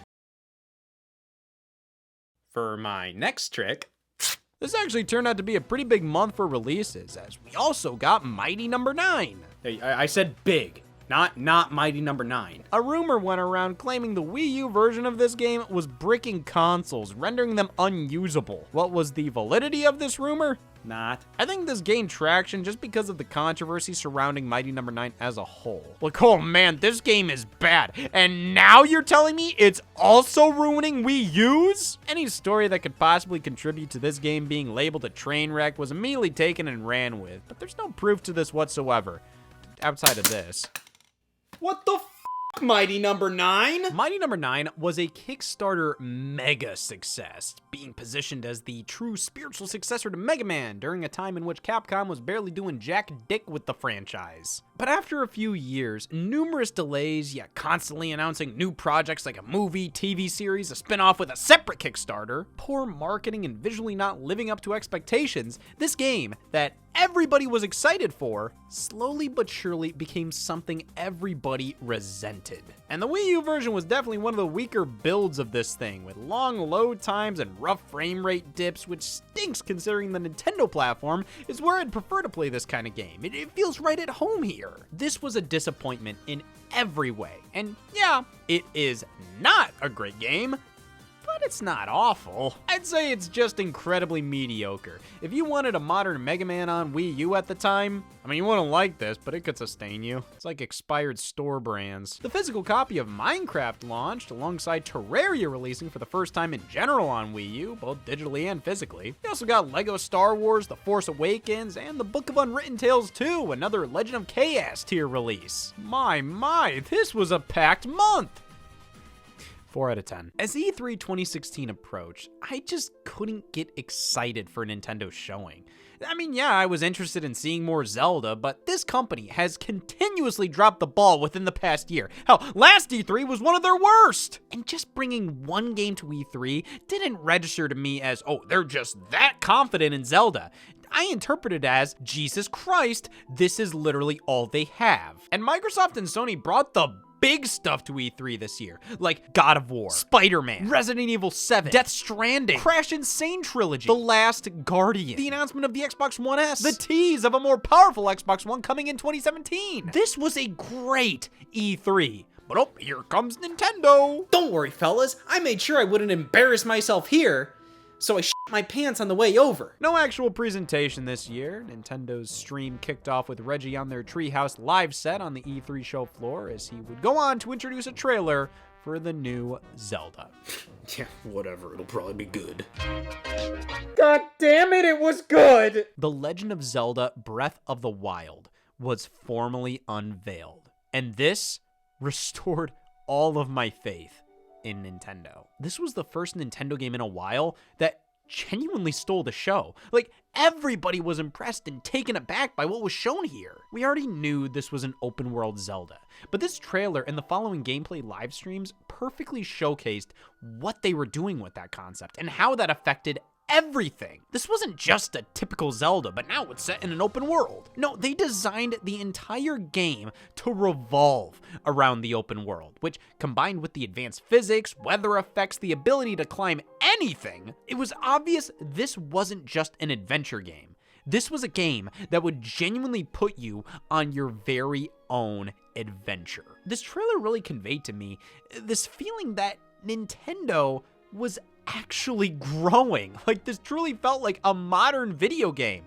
Not that other Wii U games didn't per se, but many of them still sort of felt like Nintendo was in their own little bubble doing their thing, unaware of the world around them. Just look at most of the trailers they released around the time. Like, they made this an iMovie! But Breath of the Wild's trailer was so bold, so artistic. It wasn't afraid to be quiet, letting visuals speak for themselves, eventually ramping up, showcasing bigger and bigger set pieces as the music became more bombastic and dramatic, and then that logo and title reveal sealed everything right there. Nintendo meant business. They were confident, and during the Wii U era, that was a rare sight. This made a statement that Nintendo knew what they were doing, that they could stand toe-to-toe with the other companies, that they would push their games forward rather than rely entirely on nostalgia. This moment marked the start of a new era for the company.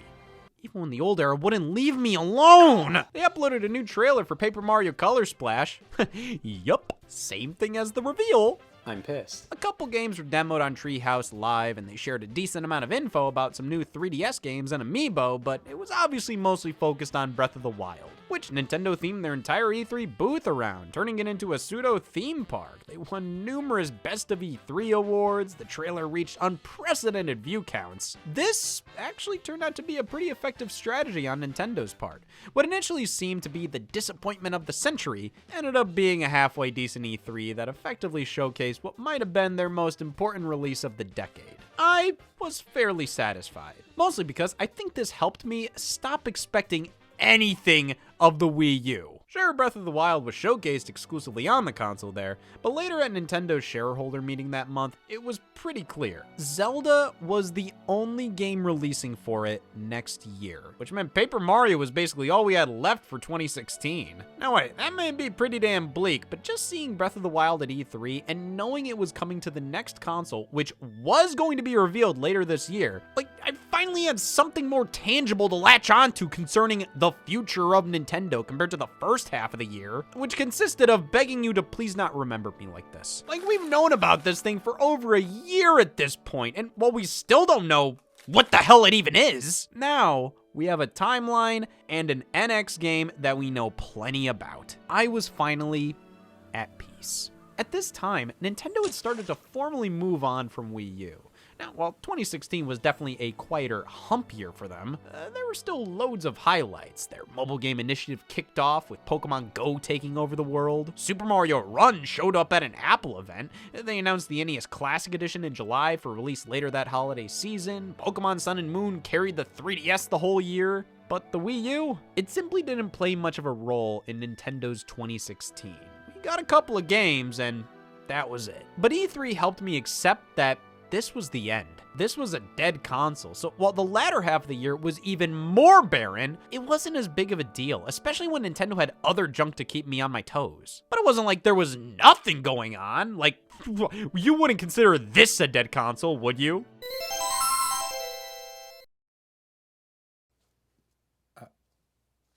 I don't know what to consider that. Yeah, moving into July, out of nowhere, we got a new system on Virtual Console, being TurboGrafx 16. This wasn't announced, they didn't have a dedicated section on the North American eShop. Hell, I'm not sure I ever saw Nintendo of America acknowledge this at all, but it happened. I was there, the only eyewitness brave enough to tell the tale. Bonk's Adventure.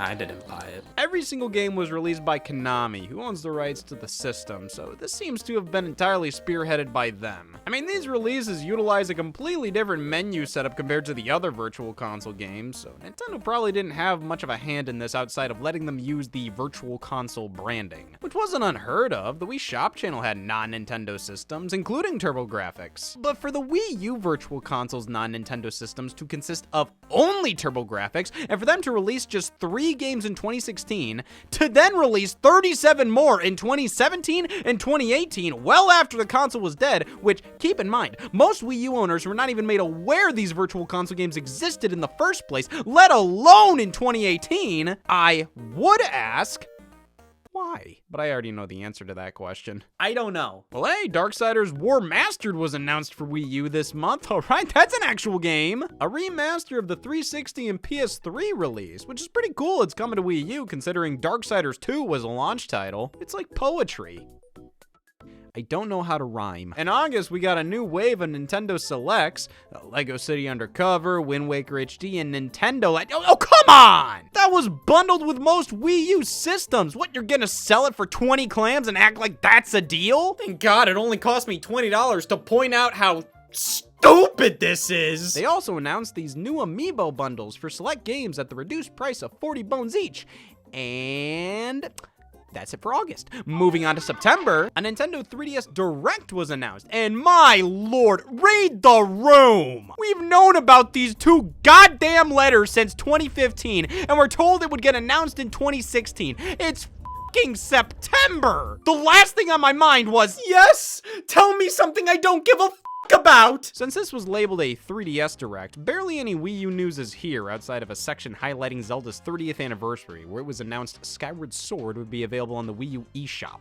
But it's notable to mention 2 Wii U games were revealed to be getting ports to the 3DS here, those being Super Mario Maker and Yoshi's Woolly World. Pretty wild considering these 2 weren't even a year old at this point. Mario Maker made a ton of sense, but Woolly World was one I never considered on the handheld. It just seemed too graphically intensive. But you can tell they put a ton of care into translating the game over. Mario Maker, by comparison, they went for a different aesthetic. It was definitely important for Nintendo to continue supporting the 3DS, even though it too was starting to wind down at this point. So harvesting exclusives from the Wii U was a pretty effective short-term solution to getting high enough quality content on the thing because, well, what good were these games doing being Wii U exclusives in late 2016? Why it keeps me, the Wii U owner, feeling justified. Well, that's fucking stupid. Oh, look, a new Color Splash trailer. One dark and stormy night. Oh, god damn it. So they're pushing Paper Mario to preschoolers now. Oh boy. I'm an adult, damn it. Couldn't you tell by my analytical breakdown on what hurt my feelings? Well, outside of the narration, this trailer was actually pretty good. It's showing off loads of different environments and situations. The variety on display here made for a really fun looking adventure. I still had my concerns, but at the very least, this looked okay. And I could get a front row seat watching it look okay because if you pre-ordered the game digitally, it accidentally unlocked a few weeks early. I recall watching somebody stream the final boss in September before the game was out. It was crazy. You had to be there. It's October, and while the NX still hasn't gotten announced yet, thankfully we have Paper Mario Color Splash to distract us from that. It has been months since the last major Wii U release, and at this point, I'd take anything tolerable. I wasn't asking for a masterpiece. All I wanted was an enjoyable romp. And the bar for that is surprisingly low. And while Paper Mario Color Splash has always gotten a fair amount of criticism for its bold decision to be a piece of shit, I felt that while it may not be the ideal Paper Mario experience, it would be a decent enough game. Jesus Christ, man. If it wasn't already apparent, 2016 was rough. Like, I was praying for a 6 out of 10 here. And I got a 7. This is incredible! I might just give this game an 8 for being a 7. I like Color Splash quite a bit. This is an immensely enjoyable game with immensely apparent quirks. Yeah, I think what makes this one hard to stomach for many is the fact that none of its issues stem from understandable shortcomings. Like, oh, here's a downside to the game. The development team allocated their resources elsewhere, so certain aspects didn't get as much attention as they should have. But nothing's perfect. Every game suffers from problems like this. It makes sense. No, here they actively chose to make this game worse, and there's no way they didn't know while making it. Color Splash's battle system is nearly identical to Sticker Stars, where you collect cards throughout the world to use them as attacks in these turn-based battles, and once you use one, that card is gone. You gotta keep collecting these things throughout your playthrough to have a decent array of attacks. Which I genuinely do think this is a pretty unique idea, and it can be kind of fun and engaging. The fact your attacks are perishable does make you rethink how to approach battles. Like, you don't want to waste a rare, powerful card on some basic enemies. However, this ends up being more of a nuisance than anything.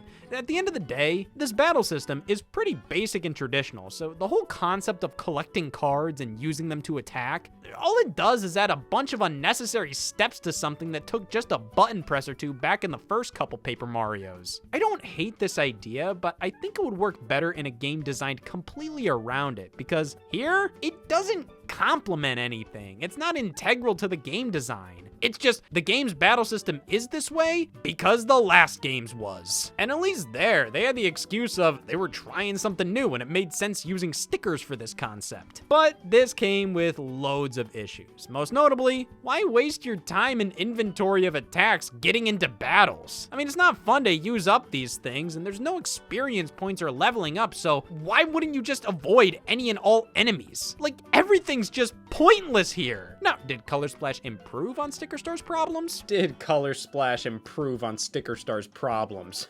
Did Color Splash improve on Sticker Star's problems? I mean, this is basically the same thing, which is f***ed up, man. But completing battles now gives you these hammer scraps, which can expand your pink gauge over time, which you use in battles to power up cards. So it's sort of an experience point system. I mean, it isn't, but hey, it's something. All right. Even though this is a very minor addition that doesn't really do all too much in the grand scheme of things, it does help this battle system feel substantially better. I mean, just the fact you don't just get nothing from completing battles makes a huge difference. I wouldn't say it validates this whole stupid fucking thing, and it doesn't make me actively want to get into battles, but if I do get into battles, it doesn't feel completely worthless like in Sticker Star. But that doesn't mean I don't feel completely fucking worthless. The gamepad is forced upon you during these battles. You have to look down, scroll through your cards, pick them, hold down to fill them with paint, hit cards ready, which still isn't enough. We still have to flick them onto the TV. Look at how much empty space is up here. What, you couldn't fathom having the cards on this screen? It's damn annoying having to go back and forth from TV to gamepad when you can clearly see how unnecessary it is. However, after going into the settings and selecting button control, that did help out tremendously. Simply not having to move my hands around from touchscreen to buttons throughout every battle made this setup a lot less intrusive. It's still stupid, but it ended up being easy enough for me to tolerate it. That's because experiencing Color Splash was worth the trauma. Nearly everything else about this game is pretty fun. I actually think the exploration here is better than the first two Paper Marios. Those you were kind of just going down a straight path for the most part, but Color Splash has a lot more environmental puzzles to solve and things to discover. There's just more to these areas from a gameplay perspective. Oh, they could have cut the battles and make the game just this, like a little adventure game, and I think that would have worked out great. Using your paint hammer to fill these spots throughout the world is really satisfying. The music is some of the highest quality I've ever heard from a Nintendo game. And same goes for the graphics. Like, this looked perfect. Like, I couldn't think of any way to improve it. But the writing was what truly carried me to the very end. The story is simple, it's your standard Mario affair, but it's self-aware and embraces that rather than going through the motions like Sticker Star. Color Splash's simple plot, it doesn't feel lazy, it feels like a lighthearted adventure, one that can bring you to loads of different interesting locales because, well, it's a simple plot, they can do whatever they want. And the dialogue just makes this all so damn good. Like, I don't want to just skip through whatever any of these characters say. The jokes here are so charming, sharply written, and genuinely funny. If only I could remember who the f said any of this. Yeah, the other major issue with Color Splash is the lack of distinct characters. Nearly every Toad looks the same, and it's painfully obvious this wasn't a creative choice. Rather, it's what Nintendo mandated. They didn't want a bunch of original characters in these games. They wanted them to fit more in line with vanilla Mario garbage. Now, they definitely tried to make the most out of these restrictions. The game is written and designed around the fact there's a billion Toads that look the same. It's not like they're expecting you to give a damn about the 47th Toad you see, and this can oftentimes add to the humor. But there's no getting around it. The game would be better with, at the very least, some actual characters. See, that's what makes this so easy to piss on. The battling and lack of characters are the only major problems I have with the game, and you can't tell me when they were making this, they didn't once stop and think, wait a tick, this sucks ass. Hell, I'm sure this battle system and all this gamepad usage made for a more difficult game to develop. And all for what? A game that genuinely could have been fantastic if they just stopped trying to be so damn cute. Paper Mario Color Splash is one of the most imperfect video games I've ever played. But I've found that those are the type of games that oftentimes leave the biggest impressions on me. Which, yeah, even with all its faults, I had a better time with Color Splash than plenty of other decent Nintendo games. You can tell the developers had loads of fun making this, and it made for a very whimsical experience, something that made me feel like a kid again. I didn't reluctantly trudge through this. I genuinely wanted to keep playing, and when I beat the final boss, I was a bit bummed out it was over. I won't argue with anybody who hates this game, and hell, I'd agree with most complaints. But a game that has this many problems that ends up being as enjoyable as it is, well, that tells me this is a pretty special game, right? Nintendo just announced the Nintendo Switch. I'm done! I'm fucking done! On October 20th, 2016, Nintendo formally unveiled the NX, now named Nintendo Switch, a home console portable hybrid system. And with that, the Wii U story is practically over. Shortly after this reveal, a rumor came out that Wii U production was ending, which Nintendo said Wii U production isn't ending, to then say Wii U production is ending. They weren't even interested in giving the console a price cut to keep it around as a budget option. Nah, they were done. I mean, you had a few more games released in 2016, Skylanders and Just Dance. Wow, those games released on Wii U? Why, I never. In November, a few indie games got physical releases, those being Runbow, Tumblestone, and the SteamWorld Collection. And then in December, Minecraft Story Mode got a complete physical release, with Shantae Half Genie Hero rounding out the year. But in terms of news, it was all about Nintendo Switch at this point. There was a new trailer for Breath of the Wild at the Game Awards in December, and it won Most Anticipated Game. That counts as Wii U news, I swear! But nothing was being actively announced for the console. If anything, we were getting more cancellations as games that were in development were jumping ship over to Switch. Because this wasn't like a PS3 to PS4 type situation, where you could definitely make do with that older console for a few more years and then eventually upgrade. Now everybody was ready to bring this thing out back. Well, that was the Wii U's worst year yet. Though, like I said, the end was in sight for a large portion of it, so while the year was pretty fucking awful, frustration more so came from the lack of news surrounding NX, rather than the lack of Wii U support. Thus, it's kind of hard to give the Wii U in 2016 constructive criticism because, well, what the hell is that gonna do? The games that released were the last few to sputter past the finish line as they were moving all other projects over to the next console. Well, were they supposed to keep more development teams on Wii U to give it a better 2016? God, no! Why would they do that? Sometimes you need an off year to prep for what's to come. That doesn't make the off year any less bad, but it also doesn't make it any less necessary either. In retrospect, I can understand why Nintendo waited as long as they did to announce the Switch, as it's obvious they wanted to get everything Wii U related out the door so they can just go full steam ahead and focusing on nothing but the next console. So, if you're still pissed about them waiting until October to reveal the Switch, you can blame this game. Alright, yeah, maybe it does suck ass. On January 12th, 2017, Nintendo held the Nintendo Switch presentation, which revealed Breath of the Wild was to be a launch title for Nintendo Switch on March 3rd, with the Wii U version releasing that very same day. Later confirmed as Nintendo's last game for the console. But wait a second, aren't we forgetting something? Oh, that's right. Kill it. Project Giant Robot was announced to have been canceled this month. Uh-oh. I mean, every report Nintendo would put out showcasing upcoming software releases, it would always be there, and it didn't leave until the last possible moment. I never knew what to think of this game. I mean, I never even considered it to be an actual game I would eventually play. It just always felt like a weird tech demo Nintendo showcased once. Which is exactly what it turned out to be. You build a basic custom robot, shake the gamepad a bunch. That's all I took from this. Which might say less about Project Giant Robot and more about my lack of media literacy. In February, a physical release of Axiom Verge was announced, along with reconfirmation that Darksiders War Mastered on Wii U wasn't canceled after the other platforms launched a while back. Jesus Christ, let's end this. March 3rd, 2017. I picked up a Nintendo Switch and its launch games. I also bought The Legend of Zelda Breath of the Wild on Wii U.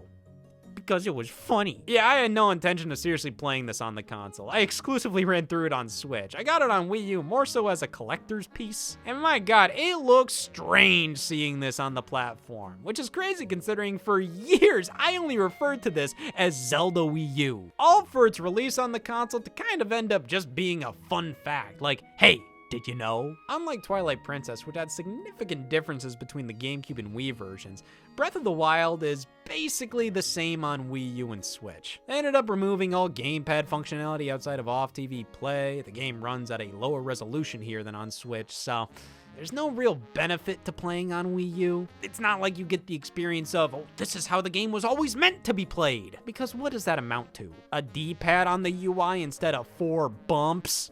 This was released to fulfill their promise to Wii U owners and for people who weren't ready to invest in a brand new console just yet. But for me, there was no reason to check out Breath of the Wild on Wii U, outside of the novelty of it being on Wii U. And even then, that doesn't go too far. It's like, yeah, it's Breath of the Wild on Wii U!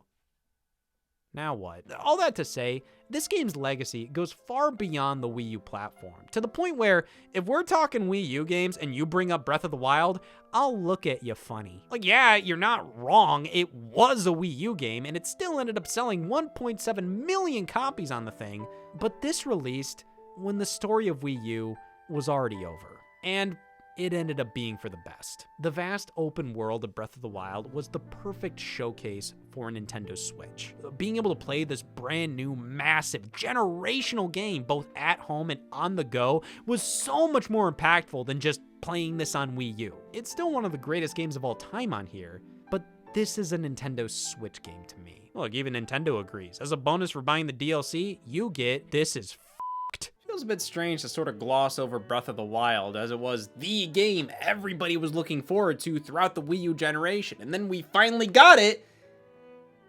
Out of obligation. It ended up playing a monumental role in the Nintendo Switch's story, but for the Wii U, it was more like the epilogue, because it was already over. Darksiders War Mastered Edition finally released in May, then in June we got Cars 3 Driven to Win, and in October, Just Dance 2018, with probably the biggest event of the year happening in November, that being the closure of Miiverse. Which makes sense considering how much time and effort probably went into maintaining that thing, and also how it wasn't brought over to Nintendo Switch. But without Miiverse, the Wii U felt so much quieter. Some might call that a good thing. In 2018, only one game released, that being Just Dance 2019. Then in 2019, only one game released, that being Axiom Verge, finally getting its physical release after numerous delays due to legal disputes, which is how I'm deciding to summarize all of this bullshit. Strangely, in 2019, Just Dance skipped the Wii U, but still ended up on the Wii. That's embarrassing. In 2020, Shakedown Hawaii got a physical just because they could. And the only other noteworthy events were other aspects of the console shutting down. In March of 2023, the Nintendo eShop went offline. Then in April of 2024, online multiplayer went away too. So using a Wii U nowadays, unfortunately, many of its defining aspects aren't readily accessible anymore. Sure, fans have kept many of these alive. The entirety of Miiverse was archived. Thankful for that. But you gotta go out of your way to get something like online multiplayer going again. And why bother? Nintendo ended up porting nearly all of their Wii U releases over to Nintendo Switch. It's obvious the solution is to just play those versions. These games ended up gaining so much more notoriety this way. I mean, Mario Kart 8 ended up becoming one of the best-selling games of all time. And it's not even an original Nintendo Switch game. It came from Wii U, so I guess the Wii U wasn't all for naught.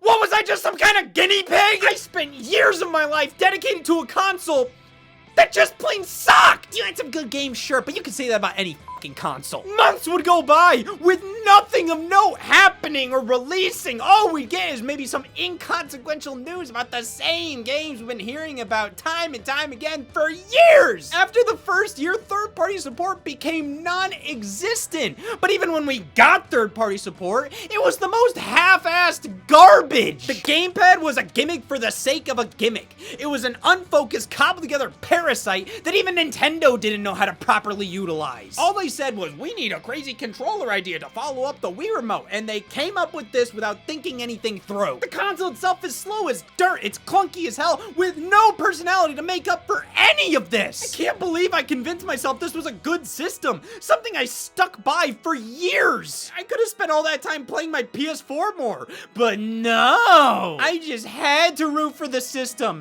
that ended up being replaced by what it should have been in the goddamn first place. Oh, and all those games I spent years of my life waiting for, oh, now they're on this thing, and they're 10 times better because they don't use this stupid fucking thing. I'd show you how stupid fucking thing-like this stupid fucking thing is, but oh boy, what a surprise! The battery is dead, and I fully charged it 10 minutes ago! This was awful. Reliving all of this shows how little happened month to month, and even if something did happen, it was more likely than not bad news! The Wii U was the worst home console Nintendo ever put out. It should have never existed, and I am so happy to finally be done.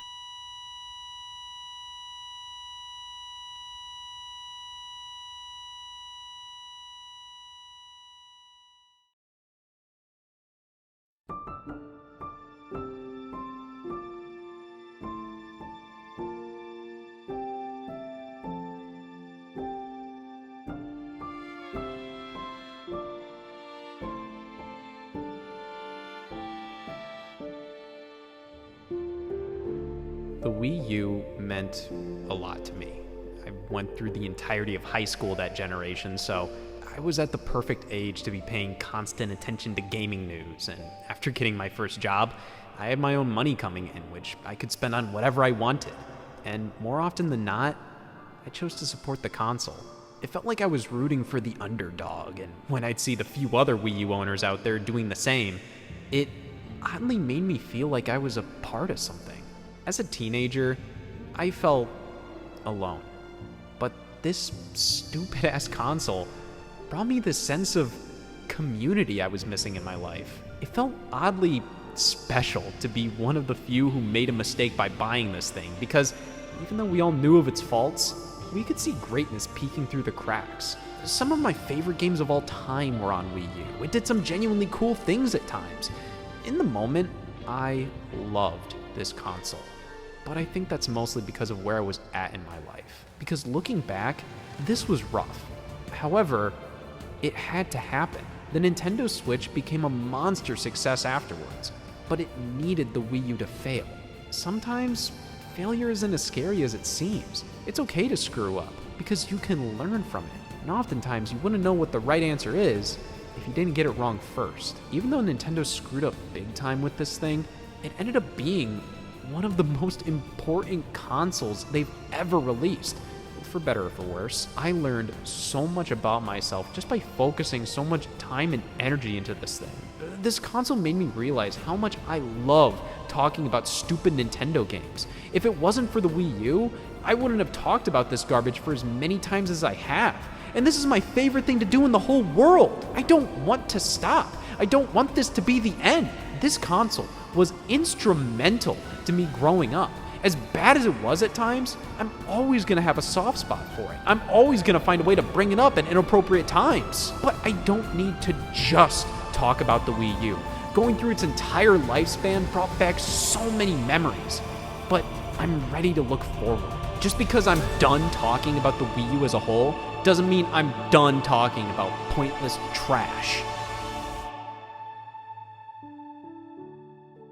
But if this truly is the end, I'm happy to finish it where I started.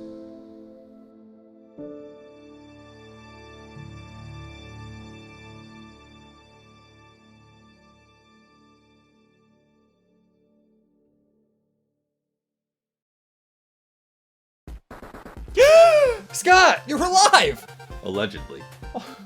Hey y'all, Scott here. Man, in that coma, I was going through the entire Wii U generation for what felt like anywhere between 7 hours and 3 years. I thought my life purpose was to talk about the Wii U, so my body started to shut down as I got closer to the end.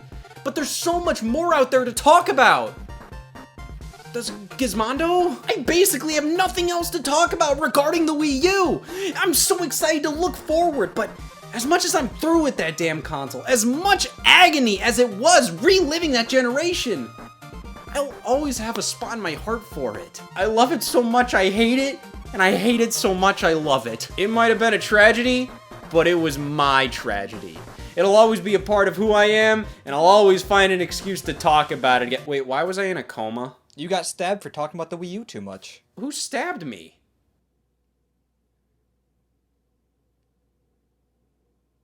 Okay, I'll take the hint.